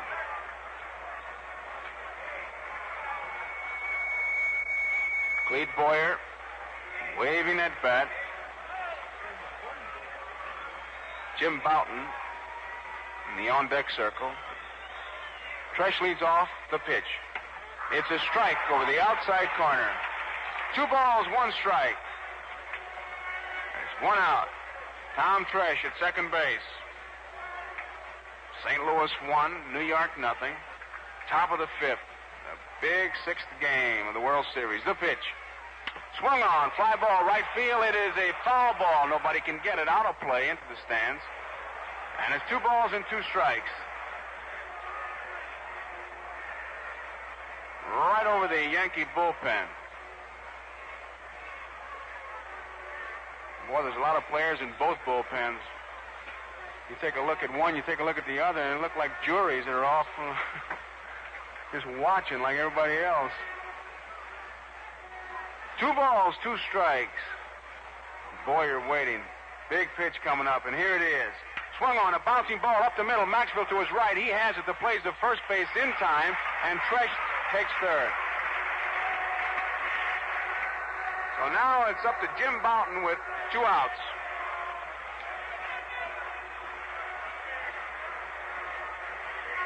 Ron Taylor begins to loosen up for the St. Louis Cardinals. Both managers, of course, will shoot the works today. Johnny Keane in just a little bit of a better position than Yogi.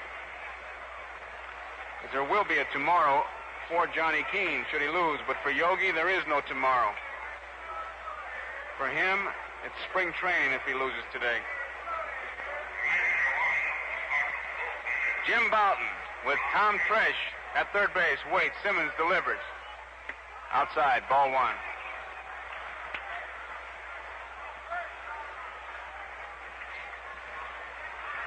One ball, no strikes, 2 outs, 1-0, Cardinals leading. The pitch to Bouton. Swung on, line drive, a base hit, left center field. This game is tied up. In the left center field, Brock runs that ball down, and Bouton really hit a line drive. Nothing fluky about that one. And it's all tied up, 1-1, as Bouton just took charge. Boy, I'll say one thing, Phil. Throughout this series, the hitting by the pitchers, it's really come in clutch situations. Bouton really helped his own cause there, Joe. That ball, nobody's hit a harder ball than that on the line in this series. All tied up now, and here is Phil Linz. A double by Tresh. The ground ball by Boyer figures very prominently, although Tresh would have been able to score from second. Bouton drives in the run. Linz is 0 for 2. Here's a pitch. Strike. Caught the inside corner. Ron Taylor is throwing very hard, and he started quickly, so it could be that the Cardinals noticed something about Simmons. Here's a pitch. Outside. 1 ball, 1 strike. A lot of little tip-offs that a pitcher will give if you've been studying them all year. Maybe he picks the Rosenbank up a lot. Maybe he starts checking defense more. 1-1 pitch. Swung on. Fly ball. Left field. Lou Brock is going back. Down with the glasses. He's got room. He's there. He makes the catch. At the middle of the 5th inning, the score is St. Louis 1 and New York 1. The Swing, swing, swing, swing, swing, swing. Swing, swing, swing, swing, swing, swing. The 1965 Plymouth Belvedere. A new way to swing without going out on a limb. The Roaring 65.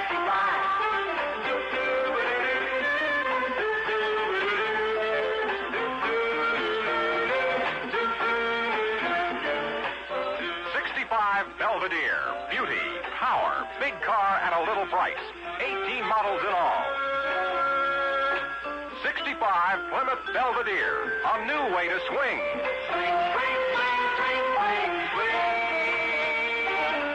Now now with all the roaring 65s at your Plymouth dealers. The thing for everyone. The thing for everyone. The roaring 65.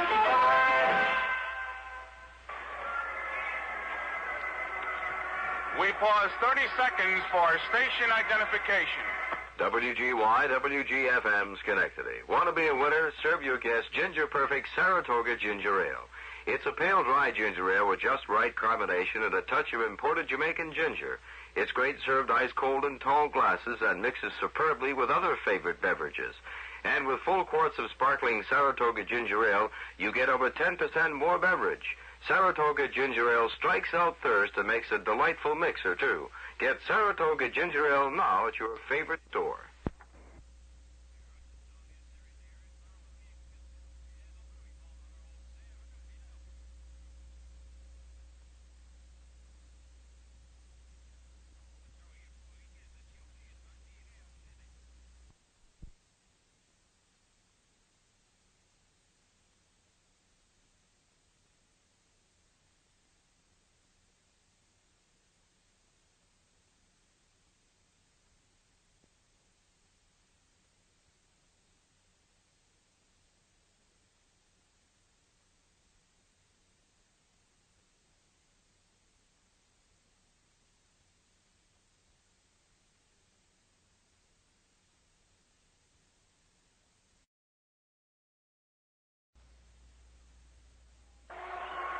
Bottom of the fifth inning, a brand new game all tied up 1-1. And for the play-by-play, here is Phil Rizzuto. Thank you, Joe. Dal Maxwell leading off. Fly to right field his first time at bat. Jim Bouton kicks, delivers. It's a curve low, ball one. On deck, Curt Simmons. The tension is mounting in this ball game. 1-1 in the bottom of the fifth inning. Bouton's next delivery, high and outside, ball 2-0. Elston Howard rubbing up the ball, wanting Bouton to slow down just a little bit. Maxwell, a right-hand batter. Maris over in right center field for Maxwell. Bouton gets the sign from Howard. His pitch is right in there. 2 balls, 1 strike. Sun shining brightly here at Busch Stadium in St. Louis.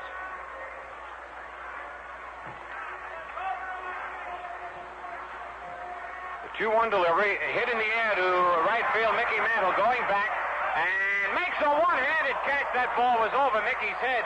He had to reach high and lean back to make that play on the cinder path just in front of the wall alongside the 322-foot sign. A good play by Mantle. Mantle, you know, cannot move quickly to the right or left. 1 out and a hand for Curt Simmons. Simmons singled up the middle in the third inning. Simmons backs him left-handed. On deck, Curt Flood. Bouton's pitch, high and tight, ball 1.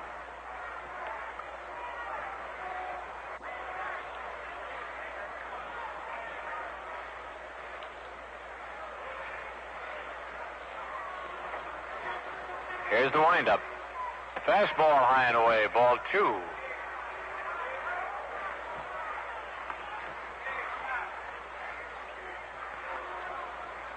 Bouton fell behind on Dal Maxwell 2-0. Got him on a fly to right. He's behind on Simmons now, 2 balls, no strikes.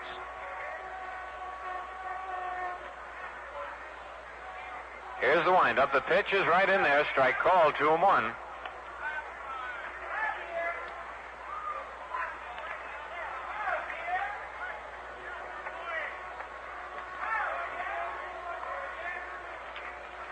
Bouton's 2-1 delivery popped in the air. The shortstop Phil Lynn's back on the edge of the outfield grass is there and takes it. It's 2 away. And that'll bring up Curt Flood. Flood singled, leading off in the bottom of the first inning, and came around to score after Brock singled in the third and Bill White hit into a double play. In the third inning, Flood fly to right field, and Curt wants the umpire to take a look at the ball.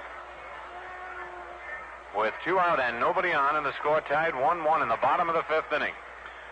You know what hurts, Phil, is when you ask the umpire to take a look at the ball and he says, you're going to hit 250 whether you use a good ball or a bad ball. And Al Smith did throw that ball out of play. All right, the outfield straight away on Curt Flood. Boughton's curve is low and outside. Ball one.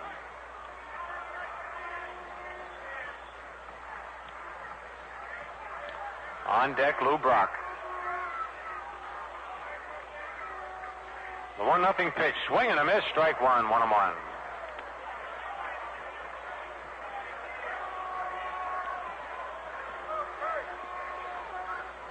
Boughton turns around, walks back out towards second base.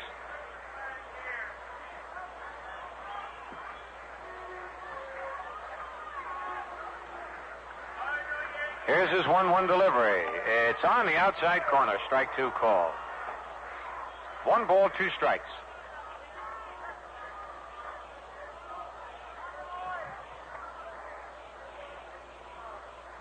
Just a little bit of wind blowing now. Curveball just misses the outside corner. The count's even 2-2.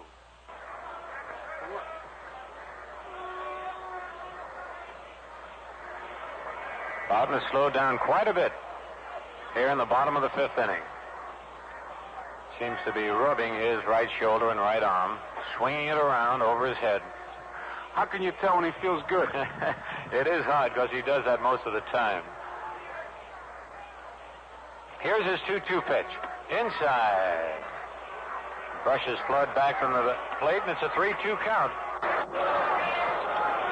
Neither pitcher has walked a man in this ball game. In several 3-2 counts, but they've been able to come in with that vital pitch. And here's the payoff pitch to Flood. He checks his swing. It's ball 4. The first walk of the ball game. Curt Flood at first. With 2 out, Pepitone moves over now to hold the bag against Flood. Howard out to the mound to talk with Boughton. All he wants is a chance to throw somebody out, because anytime with 2 outs that a Flood or a Brock gets on, you've got to look for him to run. That's right, and as Joe can tell you, you steal on the pitcher. You don't steal on the catcher. They get that jump on the pitcher, you've got the bag. Lou Brock, who rifled a single to center field his first time up, then flied out to center field in the 3rd inning. Flood bouncing off first, the stretch by Boughton. The pitch, swing, and a foul tip back, strike one. Brock had a good cut at a high inside fastball.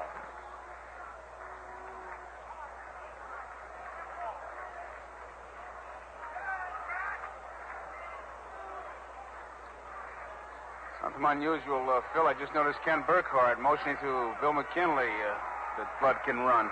The umpires helping one another. Anybody is thankful for any help they get here. Here's the pitch. It was pitch out, and the runner was not going. Boughton kneeled down after he delivered the pitch, and that ball didn't miss the outside corner as much as Howard wanted it to. Clete Boyer continues to play in on the infield grass with Brock up there. A 1-1 count to the left-hand batter.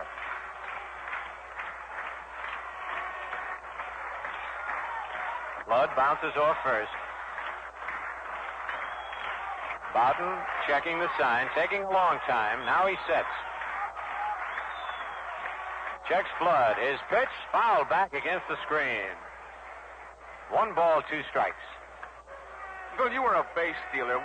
What really stopped you? What took the spring out of your legs? When he kept throwing over there, or when he just would hold the ball? When he would hold the ball. That's the worst thing that a base runner can have happen to him, is when that pitcher comes down to a set position and holds that ball. They go through their regular motion. They got a set pattern, and real good base runners can pick up this little bit of help and enable them to get that running jump on the pitcher. But I used to hate those pitches that would hold the ball and make you wait, and then you'd be leaning back towards first base, not be able to get that jump. I only asked you because I never had that problem. Well, as a catcher, you would like that ball up, wouldn't you, around? Oh, I would always holler, stop him. Don't let him get that walking lead. Jock Cross was good at that, getting a walking lead. Don't, stop him cold, and then, of course, you like to throw on a fastball. That's how you can tell a pretty good catcher, too, by the way. A safety-first catcher will go to a lot of fastballs, but that good catcher, he doesn't care. He'll call curveballs. All right, 1 ball, 2 strikes, 2 outs. Score tied 1-1. The pitch to Brock, curveball. He checks his swing. Throw to first base, and he's back just in time, and Flood had to hit the dirt that time. Flood was leaning towards second base as Brock started to swing, held up. And the count's even at 2-2. With 2 outs, he'd be running 3-2, and with a guy like Flood, you have to look for him to run 2-2. This would be a good spot, Joe. Right here. All right, here's the stretch by Boughton. Flood's going. The ball is a ground ball, base hit to right center. This could be trouble. Flood around second, digging for third. They hold him up as Maris makes a beautiful throw from deep right center into the plate. Vern Benson held Flood up, but he had rounded the bag, and he was ready to go if he had gotten a green light. And Garagiola called that one beautifully, and I tell you, it would have been a close play at the plate because Maris was deep in right center, and though he made a beautiful throw, a one-bounce throw right into Howard at the plate. That Flood can really motor. So once again, the 1-2 punch by the Cardinals have runners at first and third. With 2 out, and the batter is Bill White.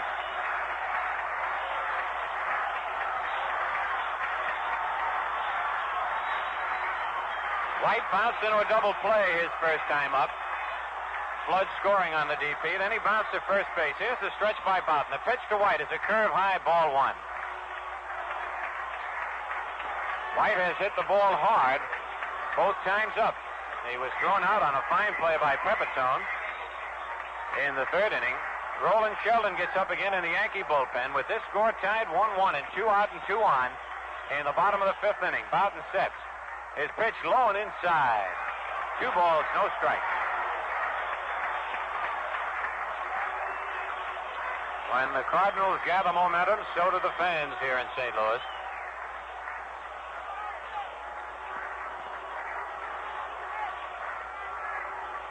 And, of course, the Cardinal fans figuring that Bill White is really overdue. He has had 1 hit in 21 times at bat in this series. But, Joe, I love to have a fellow like this White on the team that I'm playing with because even though he's not hitting, it hasn't bothered his fielding. No, sir. He doesn't put his head down between his legs and call in the dogs, I'll tell you that. All right, Boughton stretches, runners lead away. Pitch to White, a ground ball back to Boughton. He's got it. He runs over, makes the unassisted putout. Pepitone had broken towards second, and that Boughton was taking no chances. Nothing across for the Cardinals in the bottom of the 5th, and at the end of the 5th inning, the score is the Yankees 1 and the Cardinals 1. Roaring 65, roaring 65, roaring 65, roaring 65. Something exciting, something exciting, something for everyone. The roaring 65. Plymouth's Roaring 65's big plush Plymouth Fury, swinging Belvedere, compact Valiant, fastback Barracuda, 4 new kinds of Plymouth, 60 models in all. Roaring 65, roaring 65. Plymouth Fury, Plymouth Belvedere, Plymouth Valiant, Plymouth Barracuda, the Roaring 65, now at your Plymouth dealers. Something for everyone, the roaring 65. The ground crew manicuring the infield now as they smooth it down, and the infielders love to see this. That field's pretty well chewed up after 5 full innings of playing. And now Bobby Richardson, who is 2 for 2 in this ball game, has 11 base hits in the World Series, the most of any player on either team in this series. Bobby singled to left in the first inning, stole second, but was stranded, and singled to center in the 4th inning to lead off, but could not advance. Cardinal ground crew, Phil, right on the ball. They put new bags out for the second half of this game. And they do, and they don't waste any time. All right, Kurt Simmons remains on the mound. Ron Taylor not warming up right now. Here's the windup by the left-hander. Pitch to Richardson, popped in the air to short left field. Dick Rote waving everybody away. He's there and makes the catch. It's 1 away. Richardson, first ball hitting, as he did his first time at bat, but this time pops to short. Brings up Roger Maris. Maris has struck out and popped to first base. Roger has had only 4 hits and 24 times at bat in the series.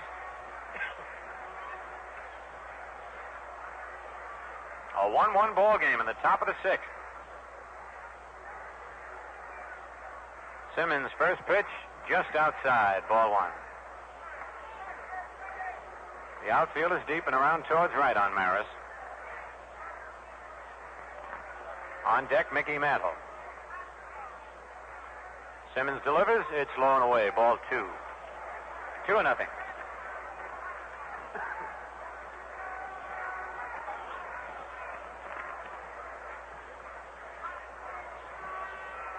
Simmons looks in for the sign. His pitch is fouled back up on the roof and out of play. And, Joe, it's still amazing to all the Yankees, as you talk to them, and to me up here to see this infield play Maris just about straight away. Boy, I know over in the American League, they really overshift. That right side looks like a meeting of the symphony orchestra. They're all over there. 2-1 on Maris. The curve is hit foul outside of first down the right field line. Count even at 2-2. I just wonder if it's had an effect on Maris. I think it has, Joe, because even with the overshift in the American League, he can still pull that ball and get base hits through the infield. But here, it doesn't look like he's having that real good cut, and he seems to be trying to hit more straight away. 1 out, nobody on. The wind-up by Simmons. His pitch, slow curve hit deep to right field. That one is gone. Way if it stays fair, and it's a home run over the roof and way across the street, and the Yankees lead 2-1.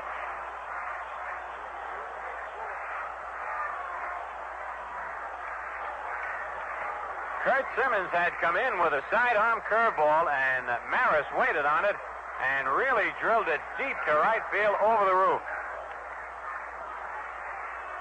The first extra base hit for Roger Maris in this series. And he picked a great time to get it. It puts the Yankees out in front, 2-1. Brings up Mickey Mantle. Mantle is struck out and bounced into a force play. Simmons delivers a high fly to right field. This one could go way back. This one is up in the roof and out of play to win over the roof. Mickey Mantle hits one to right field over the roof. A lot more fair than Roger Maris's home run, but on 2 consecutive pitches, the M&M boys, Maris and Mantle, put the Yankees out in front 3-1. And when they do it like that, it doesn't give your bullpen much of a chance to get up unless you're one of those guys that just can shake hands and be as hot as you'll get. Roger Craig is throwing fast and furious. McCarver's going out to talk to Simmons, kind of slow down the pace a little bit and kind of take inventory here. Boy, that happened in a hurry, Phil. That really happened. And as you say, Joe, the bullpen doesn't have too much time. And now there's a left-hander up there joining Roger Craig, the left-hander, Gordon Richardson.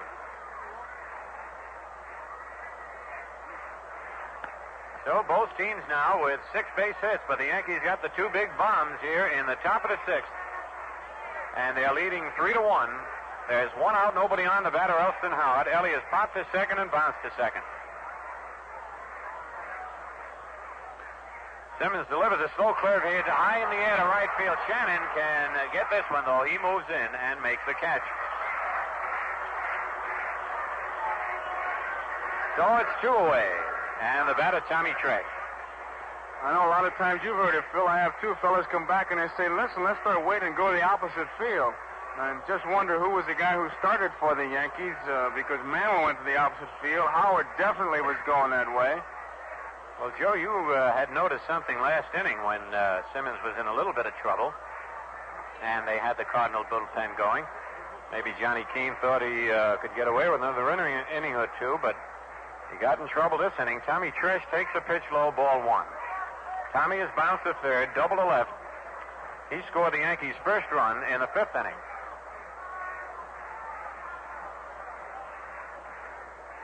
Curve. The bat comes out of Tresh's hand, and that sets the World Series record, Joe. Yes, sir. The third base umpire, Kenny Burkhardt, picked that bat up about 60 feet beyond third base down the left field line as Tresh swung and missed. That Burkhardt took off like he thought it was a plane after him, and the propeller had broken loose. He was really spinning out of there. And now Tommy Tresh wants a little pine tar and rosin to give him a better grip on the handle of his bat. Someday it's going to happen. A guy's going to throw a bat, an infielder's going to pick it up, throw it to first, and they're going to call the guy out. I tell you, with their reflexes, they might do it. And somebody will argue that he was safe. 1-1. The pitch, a ground foul outside of first. Jimmy Gleason knocks it down. 1 ball, 2 strikes.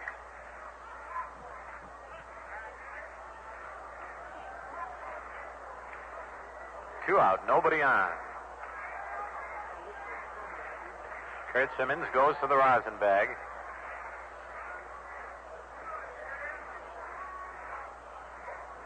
On deck, Joe Pepitone.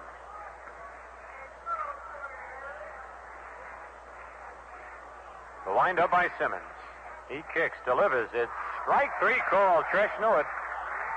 The Yankees come up with 2 big runs on 2 big home runs. And at the middle of the 6th inning, the score is the Yankees 3, the Cardinals 1. Swing, swing, swing, swing, swing, swing. Swing, swing, swing, swing, swing, swing. The 1965 Plymouth Belvedere. A new way to swing without going out on a limb. The Roaring 65.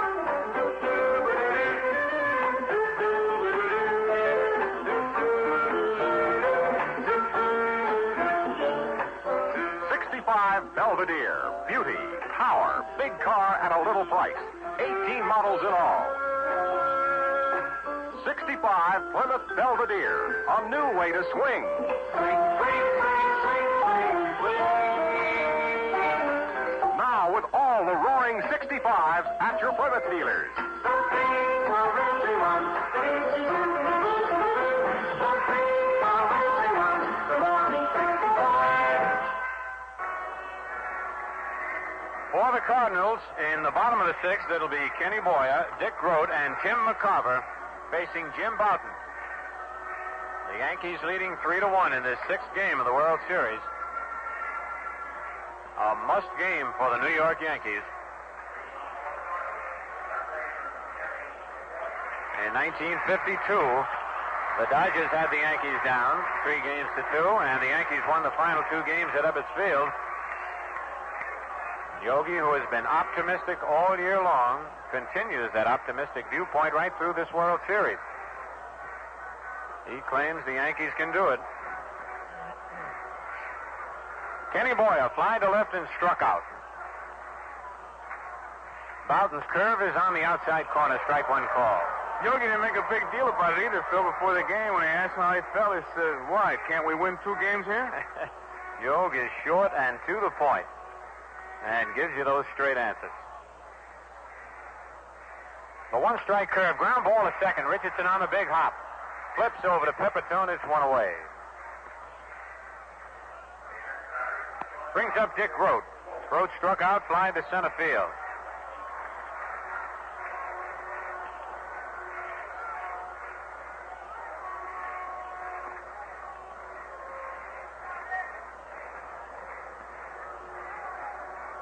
Cardinals have had at least 1 hit in each of the first 5 innings.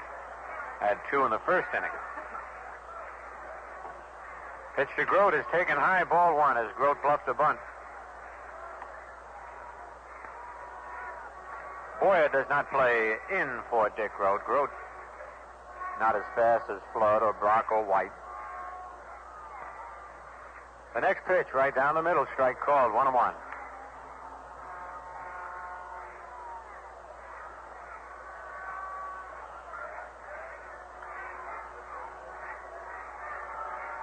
Bouton checks the sign. His pitch is high and away, 2 balls and a strike.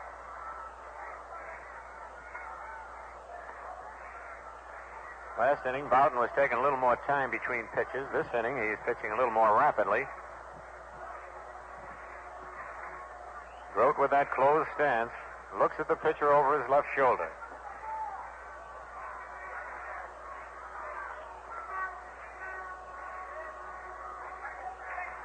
The pitch to Grote, a line drive to right center field. Mantle over, and he's got it. No, wait a minute. He juggled that ball 3 times and finally caught it.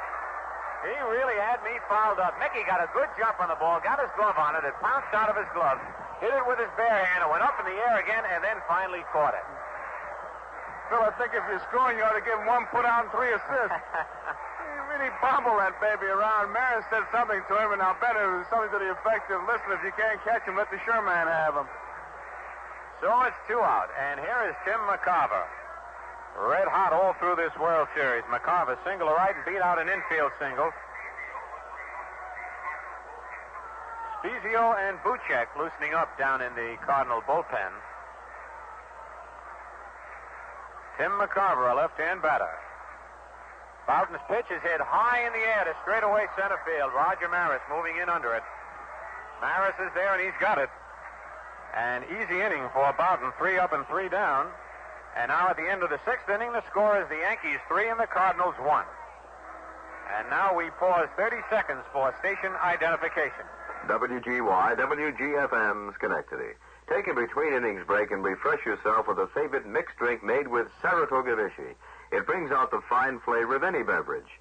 Saratoga Vichy adds more zest and flavor, not raw and rough like drinks on the rocks or dull and lifeless like drinks made with plain tap water.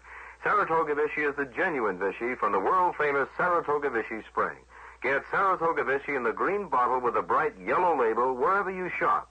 Ask for it by name, Saratoga Vichy. All right, Kurt Simmons loosening up out on the mound. For the Yankees, it'll be the bottom third of the order. Joe Pepitone, Clete Boyer, and Jim Boughton to face Kurt Simmons.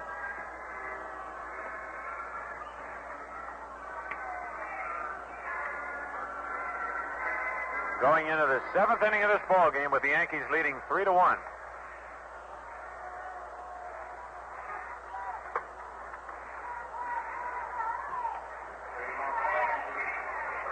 Joe Pepitone, line to right field, robbed of a base hit on a real fine play by Mike Shannon. Pepitone struck out in the 5th inning.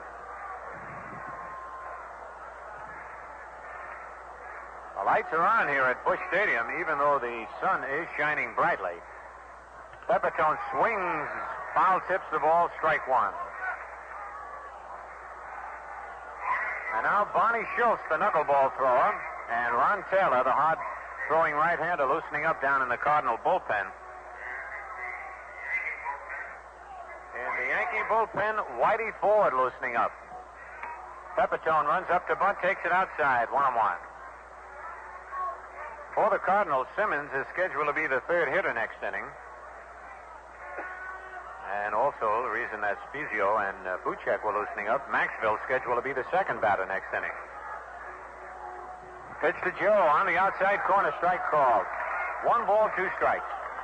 With Whitey Ford warming up, Phil, that really starts you buzzing. Should the Yankees win, will it be Stottlemyre he comes back with? Stottlemyre or Downing, Joe. The curve is just outside. 2-2. But as you told the folks before listening in, there's no tomorrow for Yogi if they don't win this game, and it's a long winter. And all he can look forward to is spring training. So Yogi's got to shoot the works today. Pitch to Pepitone. Check swing, ground ball, foul. Frank Crissetti moving over and up with it. Crow fires it into the catcher. And Al Smith throws it out of play. 2 balls, 2 strikes. Nobody out and nobody on here in the top of the 7th. The 2-2 pitch high. Ball 3, 3-2.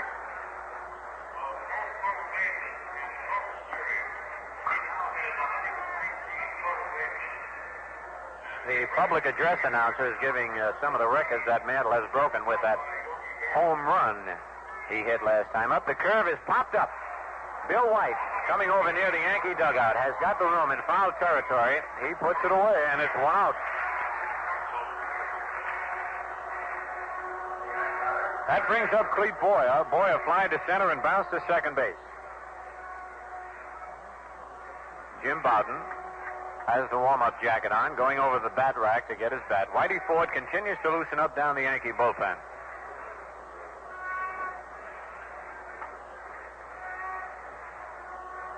First pitch to Boyer, taken outside, ball 1. Cleat has worn that golf glove on his left hand just about all year. Simmons back quickly with a slow curve. Swing and a miss. Strike one, 1-1. That has been one of Simmons' most effective pitches all day, that change-up curveball.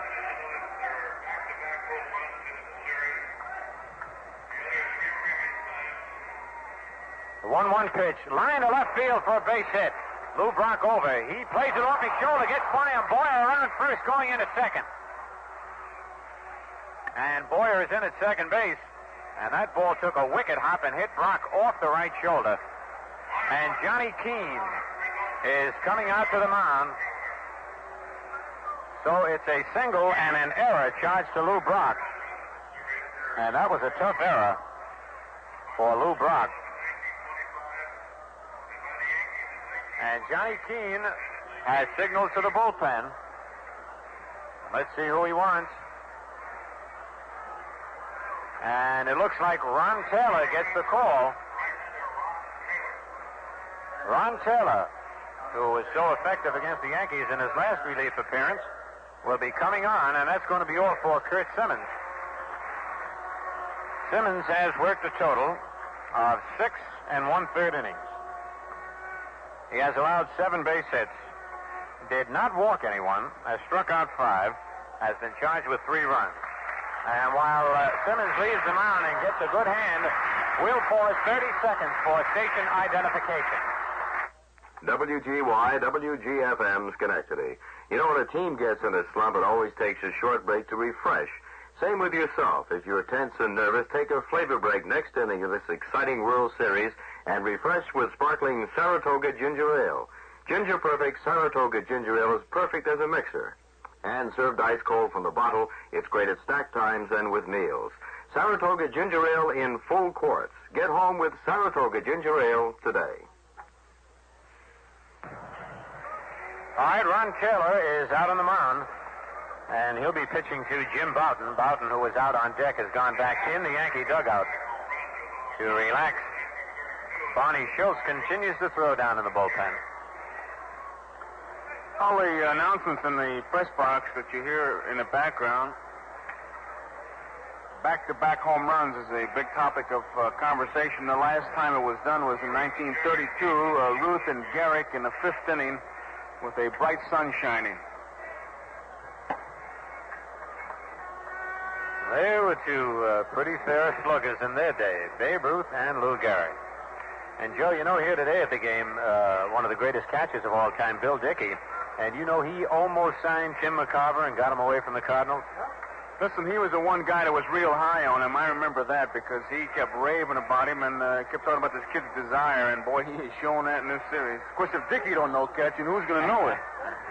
All right, here's Jim Bouton. Bouton struck out, but then he lined a single to left center field in the 5th to drive in the Yankees' first run. Fouls one just below it. Strike one. Clete Boyer at second base. The Yankees lead 3-1. We're in the top of the 7th inning. Boyer at second is Curt Simmons' responsibility. Should he score in this inning, that run will be charged to Curt Simmons. Stretch by Taylor. His pitch, line to, beautiful play by Maxwell. Throws the glove for the double play. Oh, that Dal Maxwell just took a double away from Jim Bouton and turned it into a beautiful double play. And now, at the middle of the 7th inning, the score is the Yankees 3, the Cardinals 1. The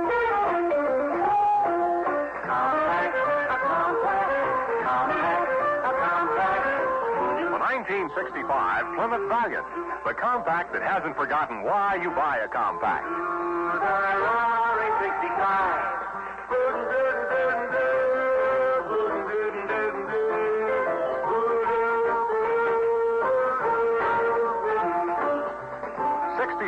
Plymouth Valiant. 18 models, easy to handle, easy on gas. All wrapped up in a bright new package. 65 Plymouth Valiant. Best all-around compact.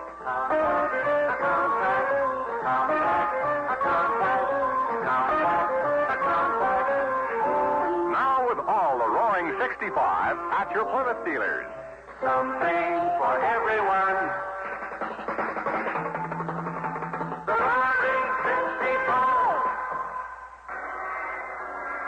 get ready to go here in the bottom of the 7th inning with the Yankees leading 3-1.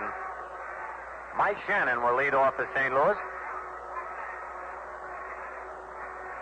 Barney Schultz continues to throw down in the Cardinal bullpen. Remember, the pitcher, Ron Taylor, is scheduled to be the 3rd batter here in the bottom of the 7th for the Cardinals. Mike Shannon, been up twice, has struck out both times.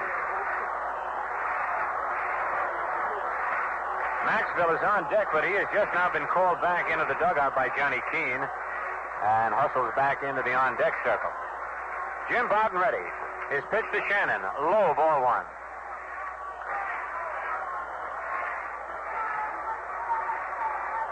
Cardinals have some pretty fair pinch hitters on that bench.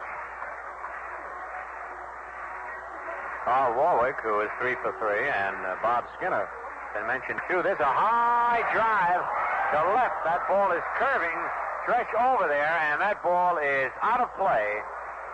And it would not have been quite far enough to have been a home run, but it was right near the wall in deep left field. A long strike on Mike Shannon.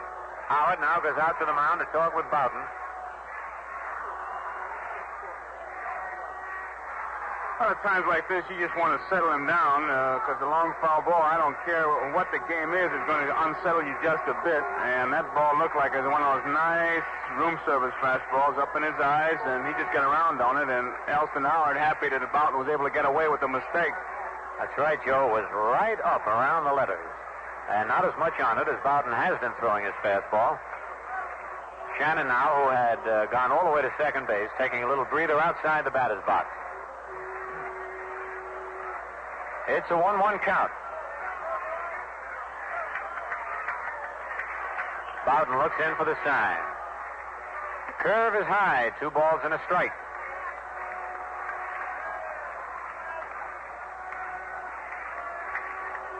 Bob Skinner is walking up and down the dugout with a bat in his hand. He is definitely a possibility as a pinch hitter. All right, Bouton ready for the 2-1 delivery. A foul again just below us. The count is even at 2-2.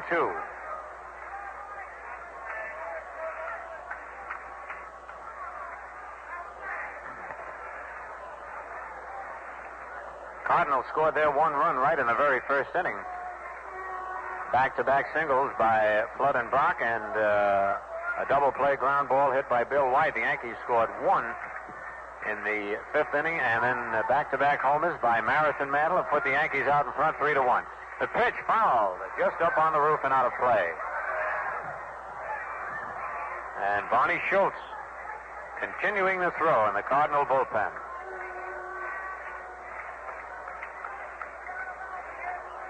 Nobody up in the Yankee bullpen.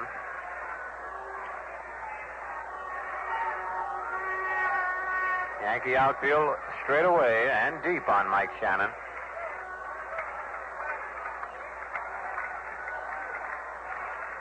Bouton ready now for the 2-2 delivery. A foul again up on the roof and out of play.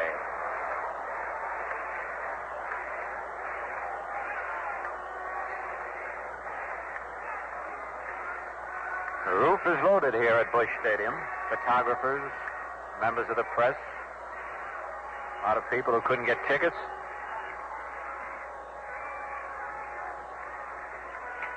A new ball thrown out to Jim Bouton. Still 2-2 on Shannon. Skinner now practicing his swing down in the dugout. Pinch hitters have to get in the right frame of mind. Here's the pitch. Swing and a miss. Strike 3. And for the 3rd consecutive time, Shannon is struck out by Jim Bouton.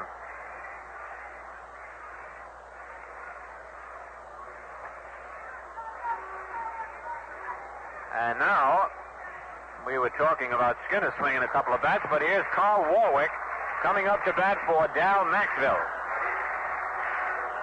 What do you think that Howard was telling Bouton right now, remembering that Warwick swung at the first pitch every time up? Every time up, Carl Warwick, and every time he has swung at it, he has had a base hit. He is 3 for 3, and the other time he got a base on balls. Warwick's got the perfect answer for it, too. He says if the first pitch is a good pitch that I can hit, why wait? That's right. Pinch hitters just get up there once. All right, right-hand batter. Hitting 1,000 in this World Series. Boughton's pitch. He takes it outside, ball one. Ron Taylor is on deck with the warm-up jacket. And Jerry Buchek is loosening up down in the bullpen now. There's a high foul alongside third. Boyer might have room near the dugout, and he makes the one-hand catch. And, boy, that sun was really bothering him. So the Yankees finally retire Carl Warwick in this series. Clete Boyer having trouble with the railing in front of the Cardinal bullpen and dugout, rather, and also the sun. And now Charlie James is coming up to bat. And it looks like Johnny Keane is going to save Bob Skinner for a more vital spot, maybe with a couple of men on later in the ballgame. Boyer's still looking up at that sun and shading his eyes. It's a high sky here. There are no clouds to help these ball players. Yogi's coming out now to find out what the big conference is between Howard and Boughton. Sometimes in a spot like this, they just want to go over what the book says about a particular hitter.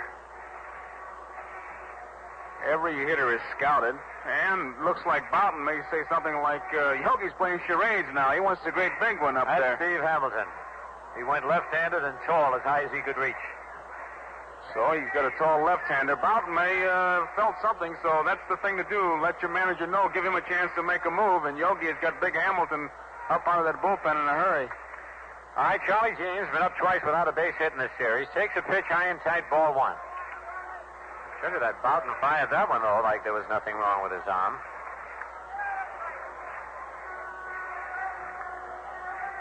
The 1-0 pitch is right in there. Strike called, 1-1. On deck, Curt Flood. The Yankees lead 3-1. We're in the bottom of the 7th inning.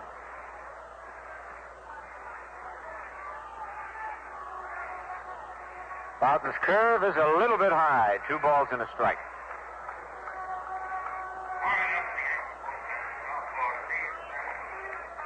Steve Hamilton, who is as rough on left-hand batters as any left-hander in the Major League. He comes by the way of first base. 2-1 pitch, foul tip off the mask of Elston Howard. Ellie takes the mask off to check it. That shakes you up a little bit, Joe. Those foul boy. tips. You ever have the feeling of flunking a cavity test? That's it, right there. Ellie rubbing up the ball out in front of home plate with a 2-2 count on Charlie James. 2 out and no one on.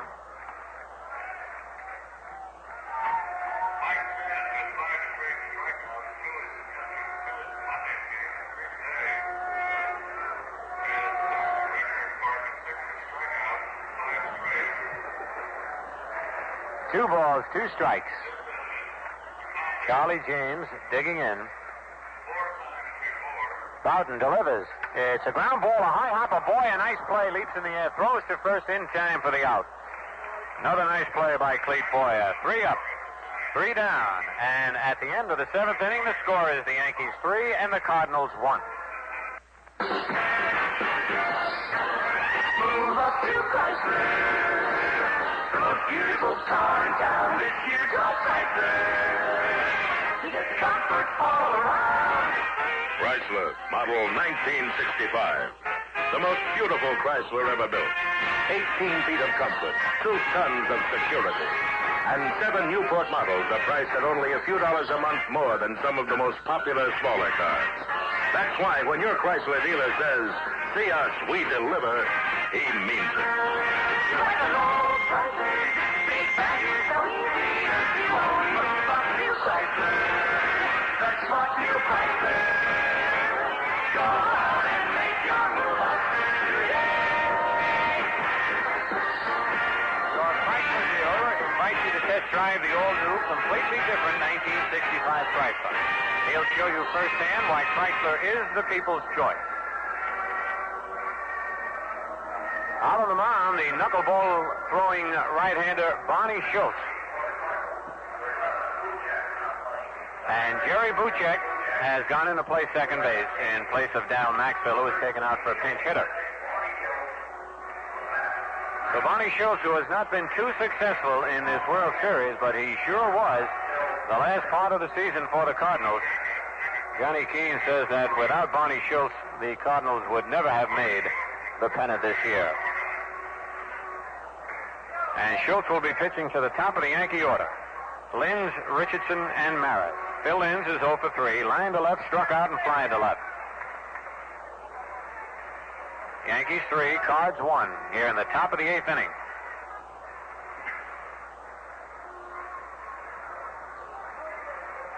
First pitch to Linz is a knuckleball, strike one, and that ball got by Tim McCarver and rolled back to the screen.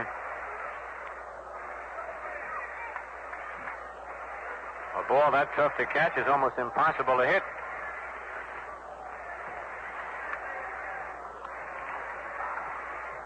Bob Humphrey, a right-hander, and Gordon Richardson, a left-hander, down in the Cardinal bullpen. Next pitch to Linz, a knuckleball fouled back to the screen. Strike two. Bob Humphreys, little right-hander. Schultz wants a new ball from plate umpire Al Smith. McCarver giving it a good rubbing-up job. I made a specific point of asking Barney whether it's a knuckleball or a fingernail grip, Phil. I know I talked about it the other day, but in case anybody's wondering, he throws it with his fingernails, and he's got to have them a certain length, a certain feel. It's a very specific thing. Very delicate, too. There's a thrown back base hit. Phil Linz threw his bat at that ball and got good wood on it and lined a single to left field. He was fooled on the pitch. The bat went halfway out to the mound. And there is something tough to do. The game continues at the beginning of side 4 after a short delay. A base hit for Linz.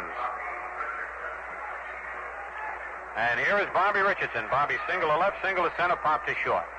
With that knuckleball pitcher, he now becomes a luxury because it's tough to throw anybody out when you got to worry about catching that knuckleball. And with Richardson up there, you can look for anything. That brass ring may be up right now. Watch Linz. All right, Linz leads away. White holding him close. The stretch, the pitch to Bobby. He squares around, bunts in front of the plate, but foul. No, it's a fair ball. He tags Richardson, and Linz heads up, went to second base. That ball bounced right on home plate, and McCarver reached for it, grabbed it, dropped it, and then Al Smith called it a fair ball, and had Linz not been on his toes, they'd have had an easy double play because Richardson stopped running. If Richardson runs into that ball, he's out right now in fair territory, and they don't pick up the big base. The Cardinals are trying to claim that, but Al Smith right on top of it says, no, sir, McCarver had to tag him, and so they get the sacrifice bunt. Matter of inches, but a big play. A real big play, and here's Roger Maris. Maris had struck out and popped to first before homering over the roof in right field. Stretch by Schultz. Pitch to Maris. Knuckleball over, strike called. Phil Linz down at second base. And you got to keep an eye on Linz. He's liable to do anything. Stretch by Schultz. His pitch is low. 1-1. Dick Groh trying to hold Linz close at second because you give Linz enough lead and he'll go. As Joe told you, that knuckleball is tough to hold for the catcher, and he's got to get a good grip on it to throw the ball. Here's the stretch. Pitch, ground foul outside of first. 1 ball, 2 strikes.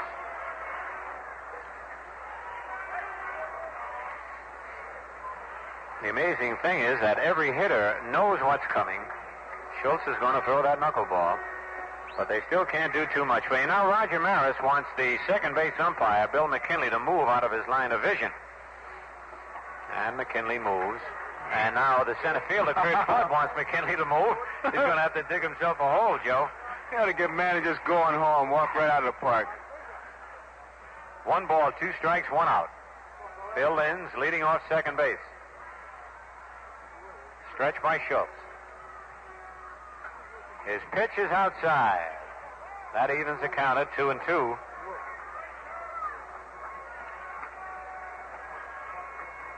Now the National League umpires come in front of the bag.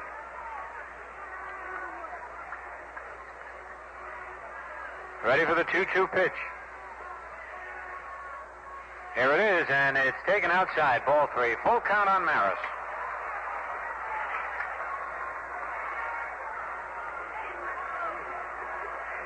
Schultz goes to the rosin bag. That Hoyt Wilhelm in the American League throws that fingertip knuckler too, Joe, and he's got a great one.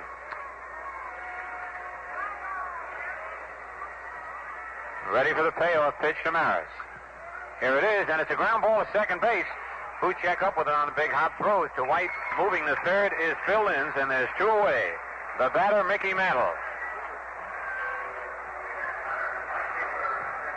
Mickey will be batting left-handed for the first time in this ball game. Batting right-handed against Simmons. He struck out, hit into a fourth play, and then homered. And they're going to put Mantle on. They wasted no time. 4 straight ones to Mickey Mantle. And this will be the first walk given up by Cardinal pitchers in this ball game. Mickey Mantle getting an intentional pass. Phil Linz is taking the lead at third. He's ready to go. Schultz might be throwing knuckleballs to keep in practice and throw one away. There's ball 4. Mantle at first, Linz at third. 2 out, here's Howard. Elias popped to second, bounced to second, and fly to right field. The Yankees lead 3-1. We're in the top of the 8th inning of this 6th game of the 1964 World Series. On deck, Tommy Tresh.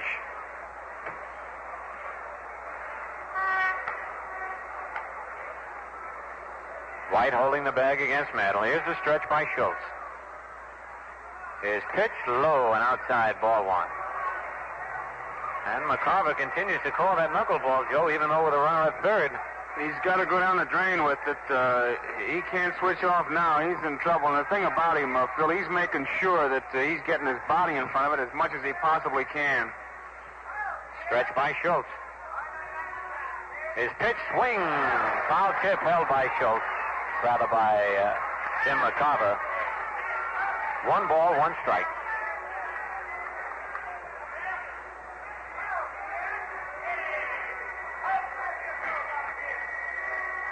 Linz leads off third, Mantle off first. The pitch, foul tip at the plate.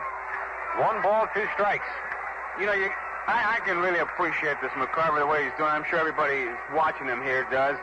Keep in mind that if that ball gets through the infielder, there's an outfielder out there. If it gets by the outfielder, there's a fence. But when you're catching a knuckleball and it gets by you, there's nobody back there but a manager wanting to know what happened, and you don't have time to explain because he's not going to give you a chance.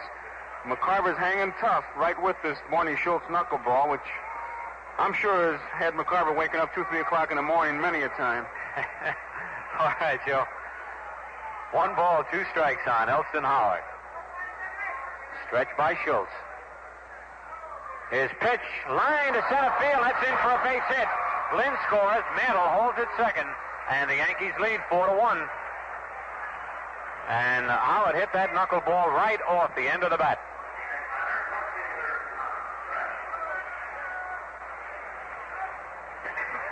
So the strategy that time did not pay off as they put Mantle on to pitch to Howard.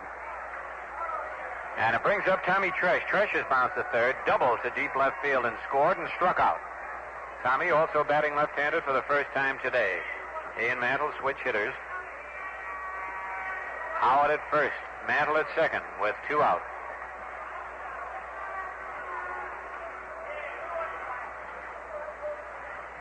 Schultz delivers. It's a check swing low, ball 1. On deck, Joe Pepitone.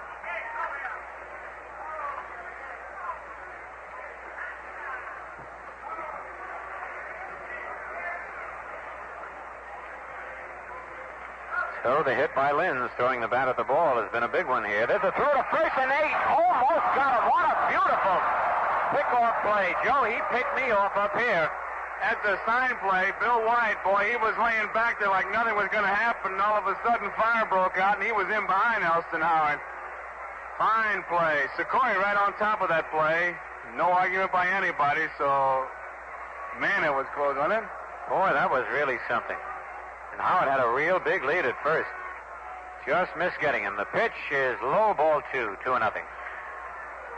You know, Phil, for a knuckleball, this Schultz, he doesn't throw too often to the bases, but when he throws, it's pretty effective. In a crucial game with Cincinnati, he picked Vader Pinson off, and here he about had Elston Howard. Schultz sets. Delivers, it's over. Strike call. Of course, what crossed me up, he never looked at first, as you say. It was a sign play, and I guess the third baseman, Kenny Boyer, gave it to him. Either he or McCarver. That's one of those plays that when it works, great, but if he missed the sign, you can see what happens. That ball to be still rolling around right field. Oh, boy. Ready now for the 2-1 delivery. Here it is, and it's a foul back of the plate. That evens the count, 2-2. Boy, Mantle had a tough time starting off second base that time. He really does. As a matter of fact, he had a tough time on Howard's base hit because with 2 out, you figure if he's got a good jump, go to third easy. He's running all the way. But you can see him really starting like in slow motion and then picking up speed.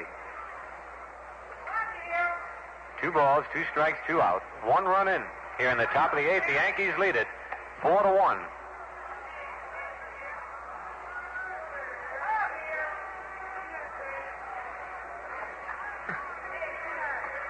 That ball's been rubbed up 3 times. The umpire, McCarver, and now Schultz, and it's been rubbed up so much, they're going to rub it right out of play. All right, Bonnie Schultz. Ready now. Mantle leading off second. Howard off first. Here's the pitch. It's taken outside. 3-2, and everybody will be running. Mantle holds up the 2-out sign to Elston Howard.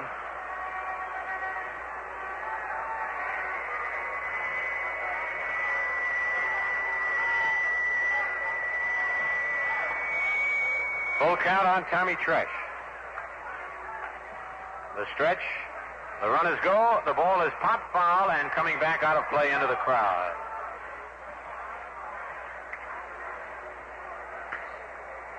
Mantle walking back to second.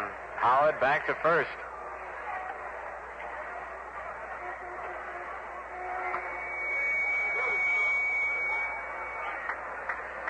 Schultz again giving the ball a good rubbing up.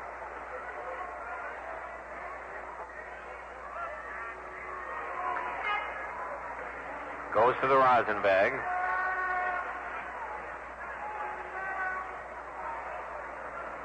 Now looks in for the sign. And once again, we'll have the payoff pitch. Here it is, way outside. Pops out of McCarver's glove, and the bases are loaded. And Johnny Keane is coming out, and boy, that Keane doesn't waste any time. And he pointed to the left arm. With Joe Pepitone coming up, he wants the left-hander coming in. And while we have the left-hander coming in from the bullpen, we pause 30 seconds for station identification. WGY, WGFM, Schenectady. Enjoy the World Series even more. Serve favorite mixed drinks with Saratoga Vichy. You'll find Saratoga Vichy the perfect mixer, world famous for its distinctive dry taste and long-lasting carbonation. Ever notice how drinks on the rocks are raw and rough and drinks made with plain tap water are dull and lifeless? Now add flavor and more enjoyment to your favorite mixed drinks with Saratoga Vichy. Look for Saratoga Vichy in the green bottle with a bright yellow label. Gordon Richardson has come out on the mound to do the pitching for the Cardinals. He's the 4th Cardinal pitcher this afternoon. Richardson making his 2nd series appearance. He has worked a total of 1/3 of an inning, allowed 2 hits and 2 runs, both of them earned. Has walked 2, hasn't struck out anybody.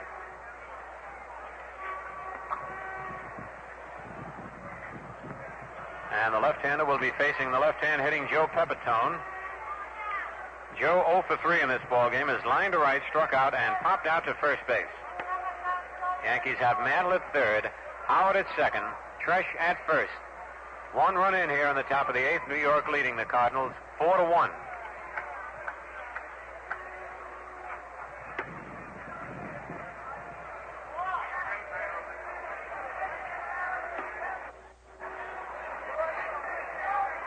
Elston Howard having a little chat with Dick Grote. Phyllis, Richardson won't overpower you. He's got good control. He relies heavily on breaking stuff. You know, when he started to walk out there, he looked a lot like Bobby Shantz. Does remind you of Shantz. A little bit taller. Uh-huh. All right, Richardson is ready. Pepitone steps into the batter's box. First pitch to Joe is a curve, strike one. He started to swing, held up, but the ball nicked the corner.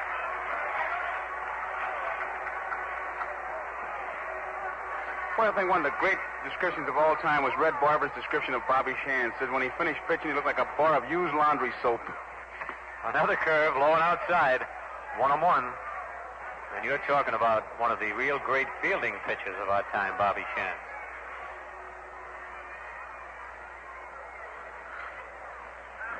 One ball, one strike, two out. All three runners leading away.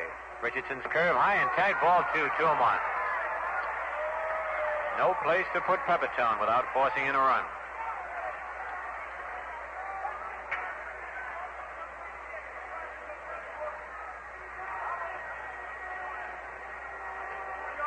Richardson checking the sign from Tim McCarver. Winds, delivers, foul, back out of play. 2-2.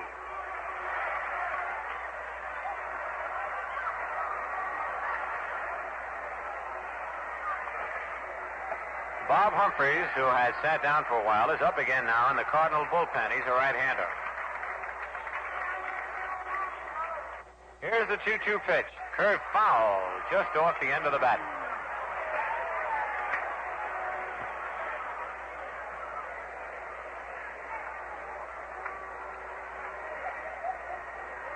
This sixth game being played under bright, sunlit skies here in St. Louis, Missouri.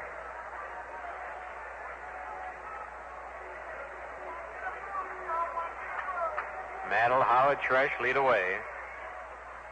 Richardson kicks, delivers a curve, foul tipped, and in and out of the glove of Tim McCarver. That was a tough play for McCarver. Curve was low. So Pepitone gets a life.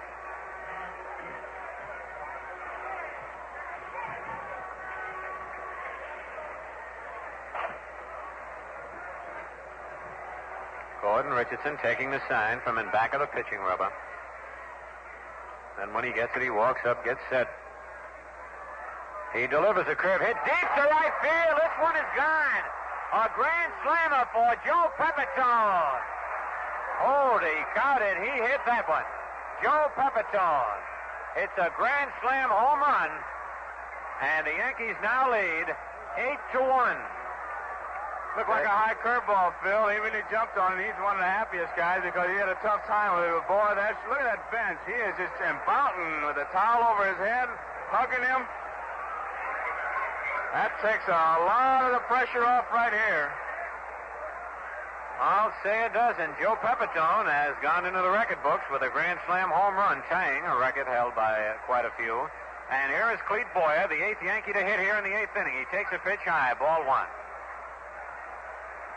The Yankees have scored 5 times here in the top of the eighth, as the Cardinal relief pitchers have not been able to put out the fire. Pitch to Boyer, pop foul, and coming back into the crowd out of play. 1 ball, 1 strike on Clete Boyer. Boyer is fly to center, bounce to second, and single to left.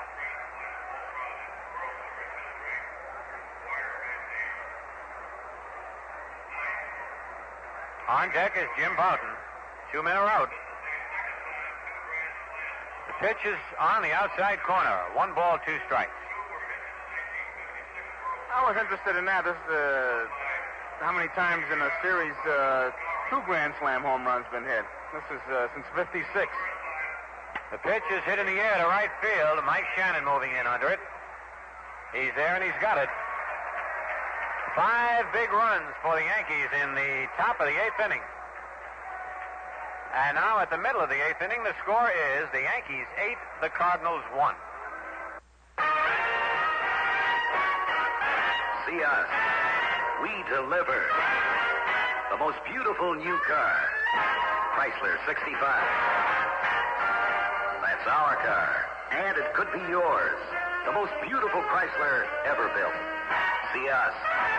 We deliver the car with 18 feet of comfort, 2 tons of security, more room, a better ride. See us. We deliver the big car that's easy to own. Easy to own because 7 Chrysler Newport models are priced only a few dollars a month more than some of the most popular smaller cars. Isn't this your year to move up? Then move up to Chrysler. See us. We deliver. Join the car buyers who are making the easy move up to the all-new Chrysler. See your Chrysler dealer. He delivers. We get ready to go now in the bottom of the 8th inning, as the Yankees broke the game wide open with 5 runs in the top of the 8th. Take a commanding 8-1 lead here in the bottom of the 8th, and it'll be the top of the Cardinal order, Flood, Brock, and White, to face Jim Bouton.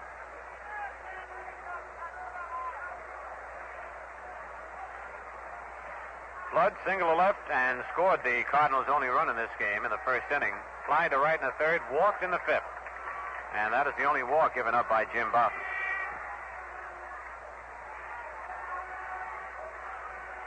Here's Bouton's first pitch. It's high, ball 1. Yogi Berra had Steve Hamilton loosening up last inning, but nobody loosening up now in either bullpen. Outside with the fastball. 2 balls, no strikes. Howard motioning to Bouton to come directly overhanded with that big lead. The base on balls is what you want to stay away from. Just throw strikes. And sometimes unconsciously they let up, and Howard staying right on top of this young right-hander. This is the time they want them to earn their way on first base. There's a fastball low, and it's ball 3. 3-0. And there'll be a little stirring around. Yep, there it goes down in the bullpen. Let's see who's getting up. It's Big Hamilton again.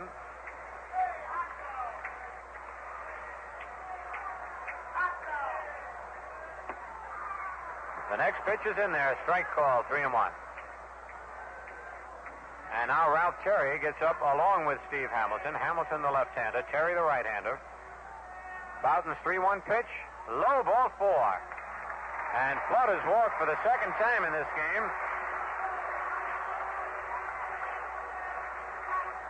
Brings up Lou Brock. Single to center in the first inning. Fly to center in the 3rd, and single to center again in the 5th. Pepitone not bothering to hold Flood too close to first base, playing about 6 feet in back of him. Boyer, though, is in at 3rd, looking for anything. Bouton sets. Delivers a line drive to right center field. Mantle digging. He can't get this one. It's off the wall. Bounces past Mickey. Flood is being held at 3rd base, and Brock is in with a stand-up double. And I want to tell you, Joe, he rifled that one. Yes, he did. That ball was well hit, as he kind of figured that Bouton may just lay one in to try to get ahead of him. He jumped on to get something going. And Yogi Berra is coming out of the dugout, walking very slowly, and with what went on the inning before, Phil, I wouldn't be surprised for a quick move here by Yogi, even though he's got a 7-run lead. Once it gets going, those bats can get contagious, and Yogi wants to stop it before it does. He's got Hamilton, a left-hander, and he's got Terry, a right-hander, warming up. Well, as you said there, Joe, Yogi saw what happened when the Yankees' bats got hot in the top of this inning, and the relief pitchers couldn't stem the tide. And, of course, Bouton, who has pitched a real strong ball game. All managers like to see their pitchers finish naturally, and it's always that one more man business, and that could be what Yogi has sent out as a warning that one more guy, and you're going to be out of here. And a lot of times that's enough to get that pitcher going. That's right. Remember in New York, Yogi did the same thing, talked for quite a while, walked slowly back to the dugout. Then as he got to the dugout, came popping out again. But let's see what happens. Bill White steps into the batter's box. White hit into a double play. Bounced to first, hit back to the box. But looks like Bouton's going to hang in there. Runners lead off 2nd and 3rd. There's no one out. The pitch to White is low, ball 1. With Bouton getting that big base hit, Phil, to tie it up, it's almost like Yogi saying, I want you to finish this game, but I'm not going to jeopardize it. And he may be leaning just a little bit to leave him in. He's got a 7-run lead. All right, Bouton ready. His pitch, swing and a miss, strike 1. 1 ball, 1 strike. Cardinals now trying to go for that long ball. Yankees have 3 home runs today. 1 by Maris, 1 by Mantle, and the grand slammer by Pepitone. Bouton checks the sign. Change of pace, strike two, and he had White fooled that time. Bill White way out in front. And Bowden has not been using that changeup as much as he did in the first game he pitched against the Cardinals.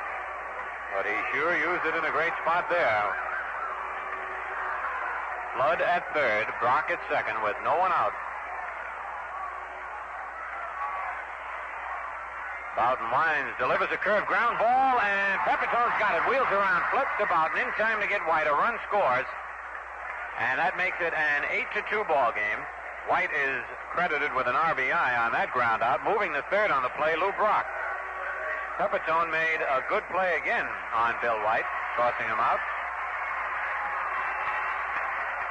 Flood has scored both the Cardinal runs in this ball game. Brings up Kenny Boyer. Boyer fly to left, struck out, bounced to second. Terry and Hamilton still throwing in the Yankee bullpen. Pitch to Boyer is a curve right in there, strike one call.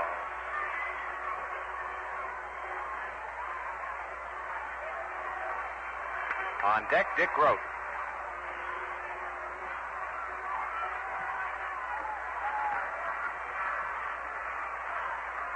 Here's Bowden's next pitch. It's low.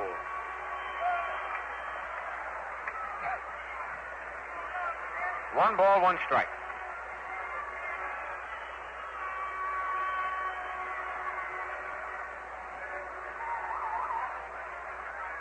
Bowden's rhythm might have been off early in the game. He wasn't losing his hat near as much as he's losing it here now. Brock leads off third. Pitch to Boyer, popped up. Joe Pepitone in foul territory is under it and makes the catch between home and first. Two away, and the batter will be Dick Grote.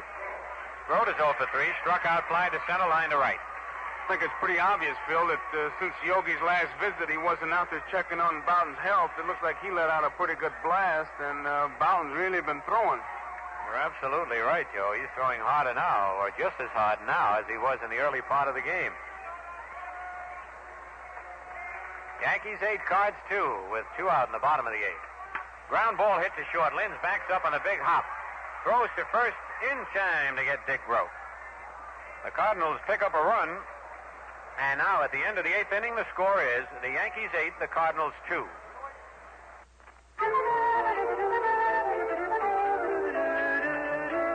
Your Imperial dealer invites you to meet the incomparable Imperial, vintage 1965. A very special luxury car. One of America's most spacious cars. And the most quiet.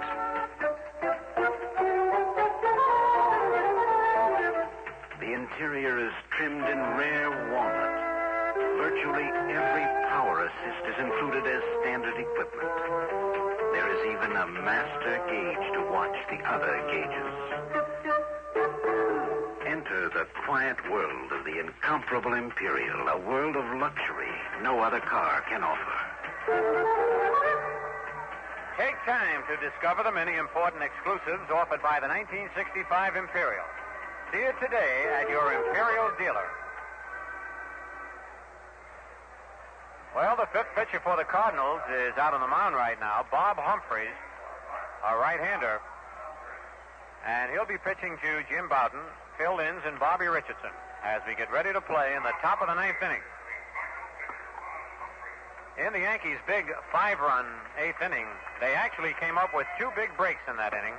Phil Linz, with 2 strikes on him, threw his bat at a knuckleball he was fooled on and got the good wood on it and lined it to left. What appeared to be an easy out. And then Richardson, in sacrificing, bounced right in front of the plate. McCarver had the ball, but it popped out of his glove. He picked it up and tagged Richardson. And had Linz not gotten to second base, Maris hit a ground ball to second that could have resulted in a double play, and the Yankees could very well have been out of that inning without a run. But as it is, they picked up 5 and lead here now. 8-2. Here's the first pitch to Bowden. Swing and a miss, strike 1.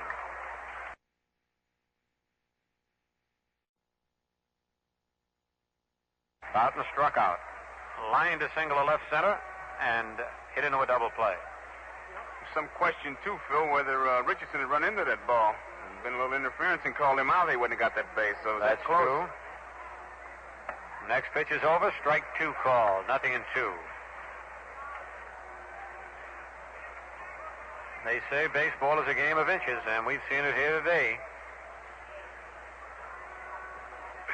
The 2-strike curve right in there. Strike 3 call. And I'm sure Yogi did not want to see Bowden on base in this inning. If they keep throwing him curveballs like that, Yogi's not going to see him on base. All right, here's Linz, line to left, struck out, fly to left, and single to start the Yankee rally in the top of the 8th.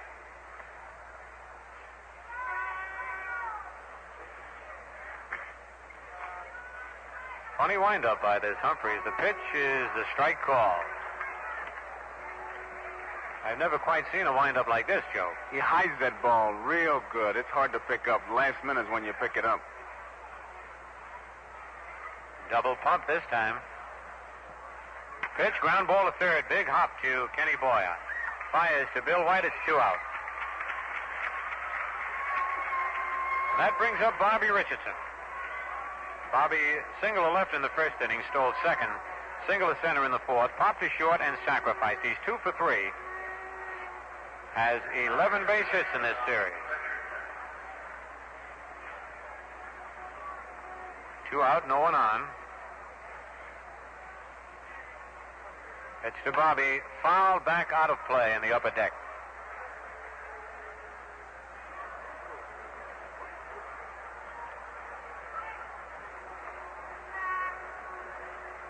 Humphreys goes to the rosin bag.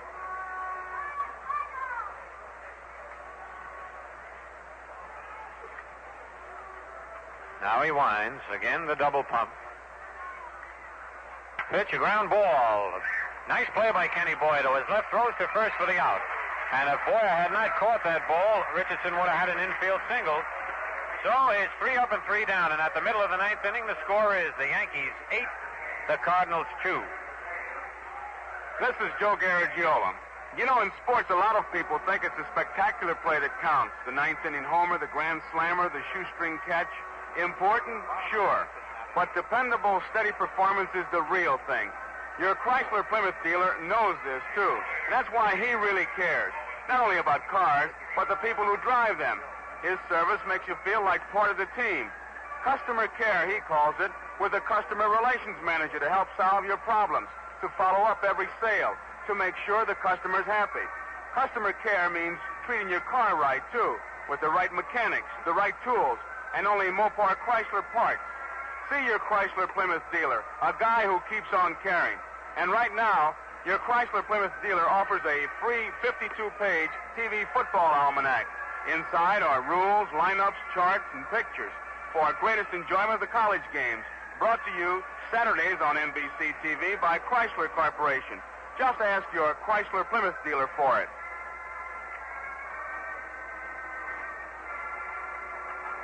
Well, the bottom of the 9th inning. The Cardinals trailing 8-2. And their first hitter will be Tim McCarver, who is 2 for 3. Single to right, beat out an infield single, and fly to center. Jim Bowden been in there all the way for the Yankees, but the Yankees now have their bullpen going. The left-hander Steve Hamilton and the right-hander Ralph Cherry.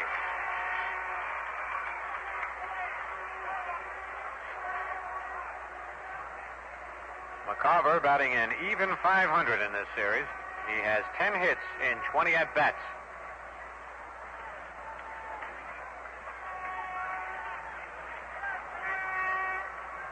Jim Bowden ready to go.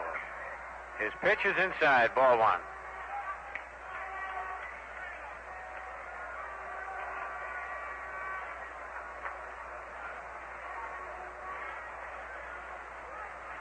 Fastball on the outside corner, 1-1.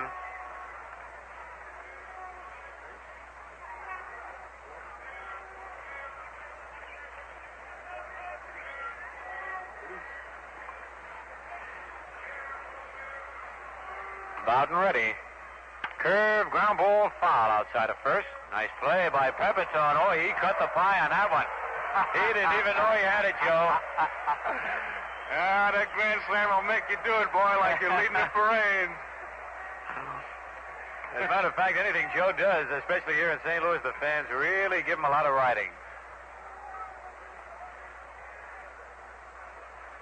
1 ball, 2 strikes. McCarver digging in. Foul back to the screen. Still 1-2.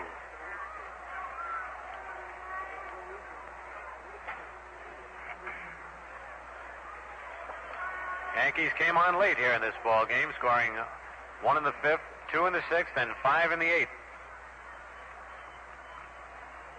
Bowden's change of pace popped in the air. Richardson going back, backing up, still backing up and making the catch in short right center field. 1 man out. The batter, Mike Shannon. Shannon has been up 3 times and has struck out all 3 times.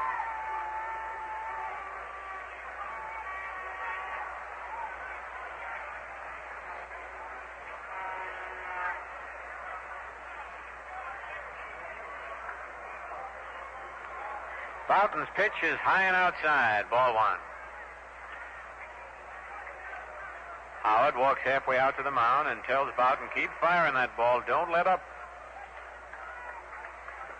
Bill Maher used to have a great expression, Phil. He'd always say, don't go to thinking, just go to throwing. I'll do the thinking with a 7 or 6 run lead.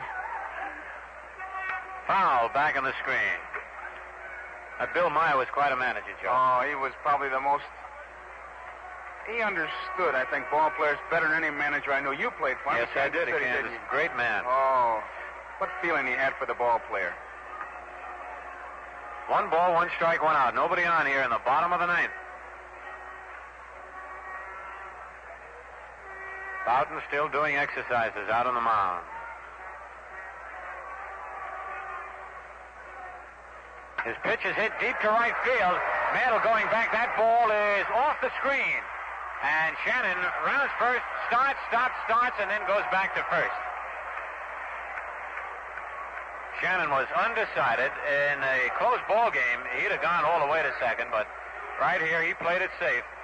His run is not that important. Shannon singles high off the screen in right field. That's why that big lead is so important. It's the best defense in the world because it makes the other club play station-to-station baseball now. They got to hit the ball, stop, look, and listen. The first pitch is lined to left field, a base hit.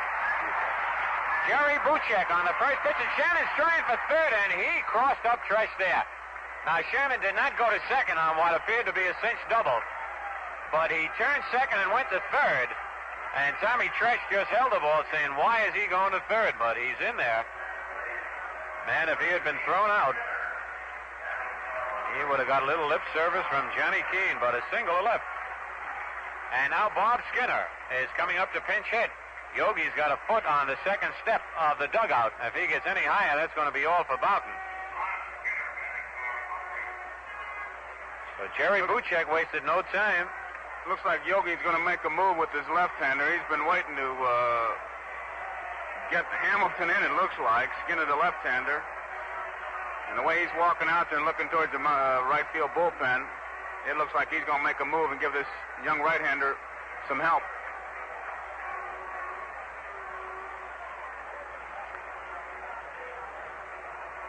Well, Yogi doesn't want Lightning to strike twice in the same place, and he's called for the left-hander, I believe, Joe. Hamilton has been warming up for a couple innings now, so he should be good and ready for him. So the big left-hander is coming on, so right now we pause 30 seconds for station identification.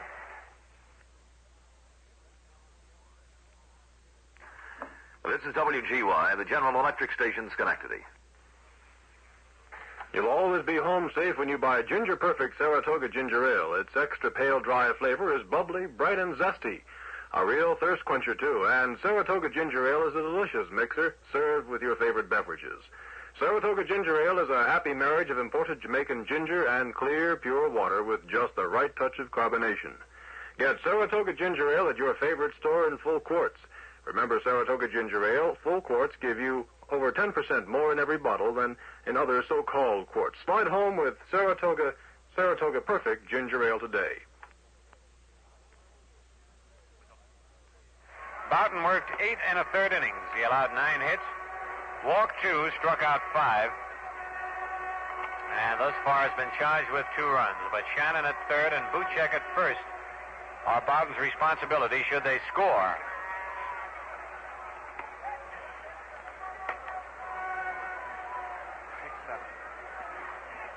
Steve Hamilton, who is 6 feet 7 inches tall, and you know, Joe, he said he was too small to play NBA basketball. He was on that great Laker team with George Mikan, and he said they bounced him around under that basket so much that he had to quit.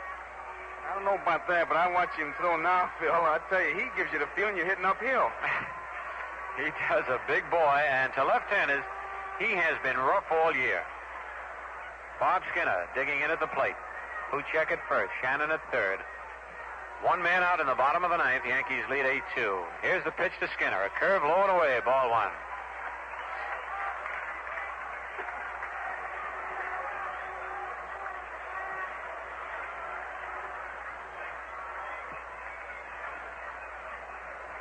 Runners lead off first and third. Curve ball, ground ball up the middle, and that's through for a base hit.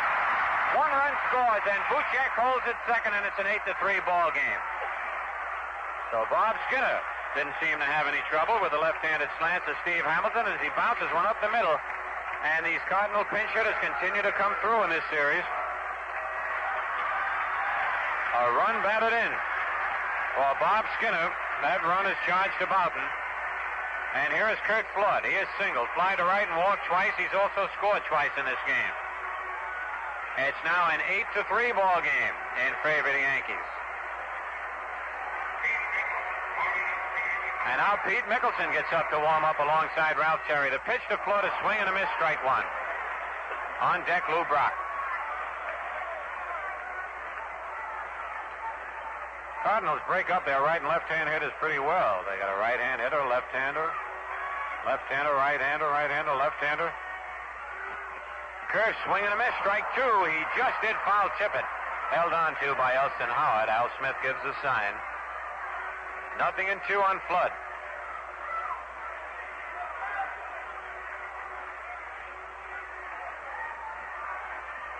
Runners lead off first and second. Hamilton stretches. Pitch, ground ball is short. Lands up and it goes to Richardson for 1. Back to first, double play. And so the Yankees ended with a double play as Hamilton is congratulated. 1 run across. For the St. Louis Cardinals, the ball game is over, and the Yankees win it and even up the series at 3-3. And now, for the wrap-up of the ball game, Joe Garagiola.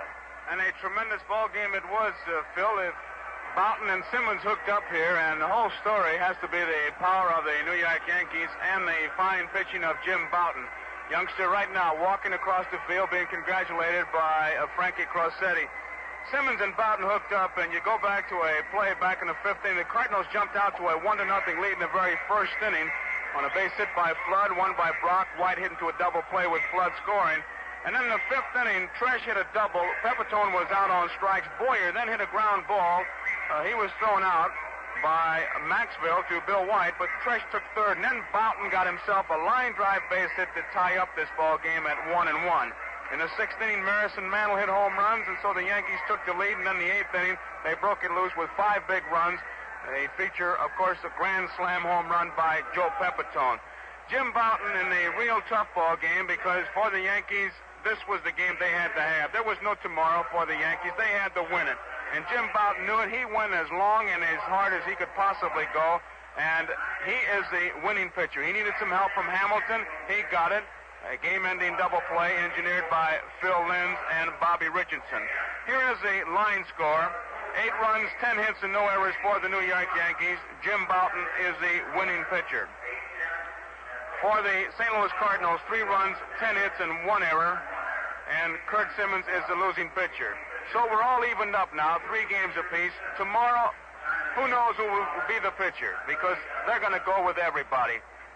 Before the game, as they were talking about it, Yogi was talking about Downing or Stottlemyre. Johnny Keane, of course, Gibson or Sadecki. They'll make that decision, the biggest one, of course, of the year, because in typical fashion, as these 2 ball clubs battled all year to get to a World Series, it goes down to the 7th game. And I know we kept talking about how it was a repeat of the 1960 World Series with the Yankees in Pittsburgh, and that went right down to the 7th game, and that's the way it is here. And so we'll be right back here tomorrow for that 7th game, and it'll be the Cardinals against the Yankees, which will be the best way to put it, as the Yankees won it this afternoon 8-3. Our producer today was Ken McGregor, and our engineer was Howard Gunther. Now, this broadcast is authorized under broadcasting rights granted by the Commissioner of Baseball solely for the entertainment of our listening audience, and any publication, rebroadcast, or other use of the descriptions and accounts of this game without the express written consent of the Commissioner of Baseball is prohibited. Now, be sure to tune in tomorrow, 1:45 Eastern Daylight Time, for the 7th and the last game of this exciting 1964 World Series, when your host, as today, again will be Gillette, the people who know men best, and Chrysler Corporation, maker of Plymouth, Dodge Trucks, Chrysler, and Imperial.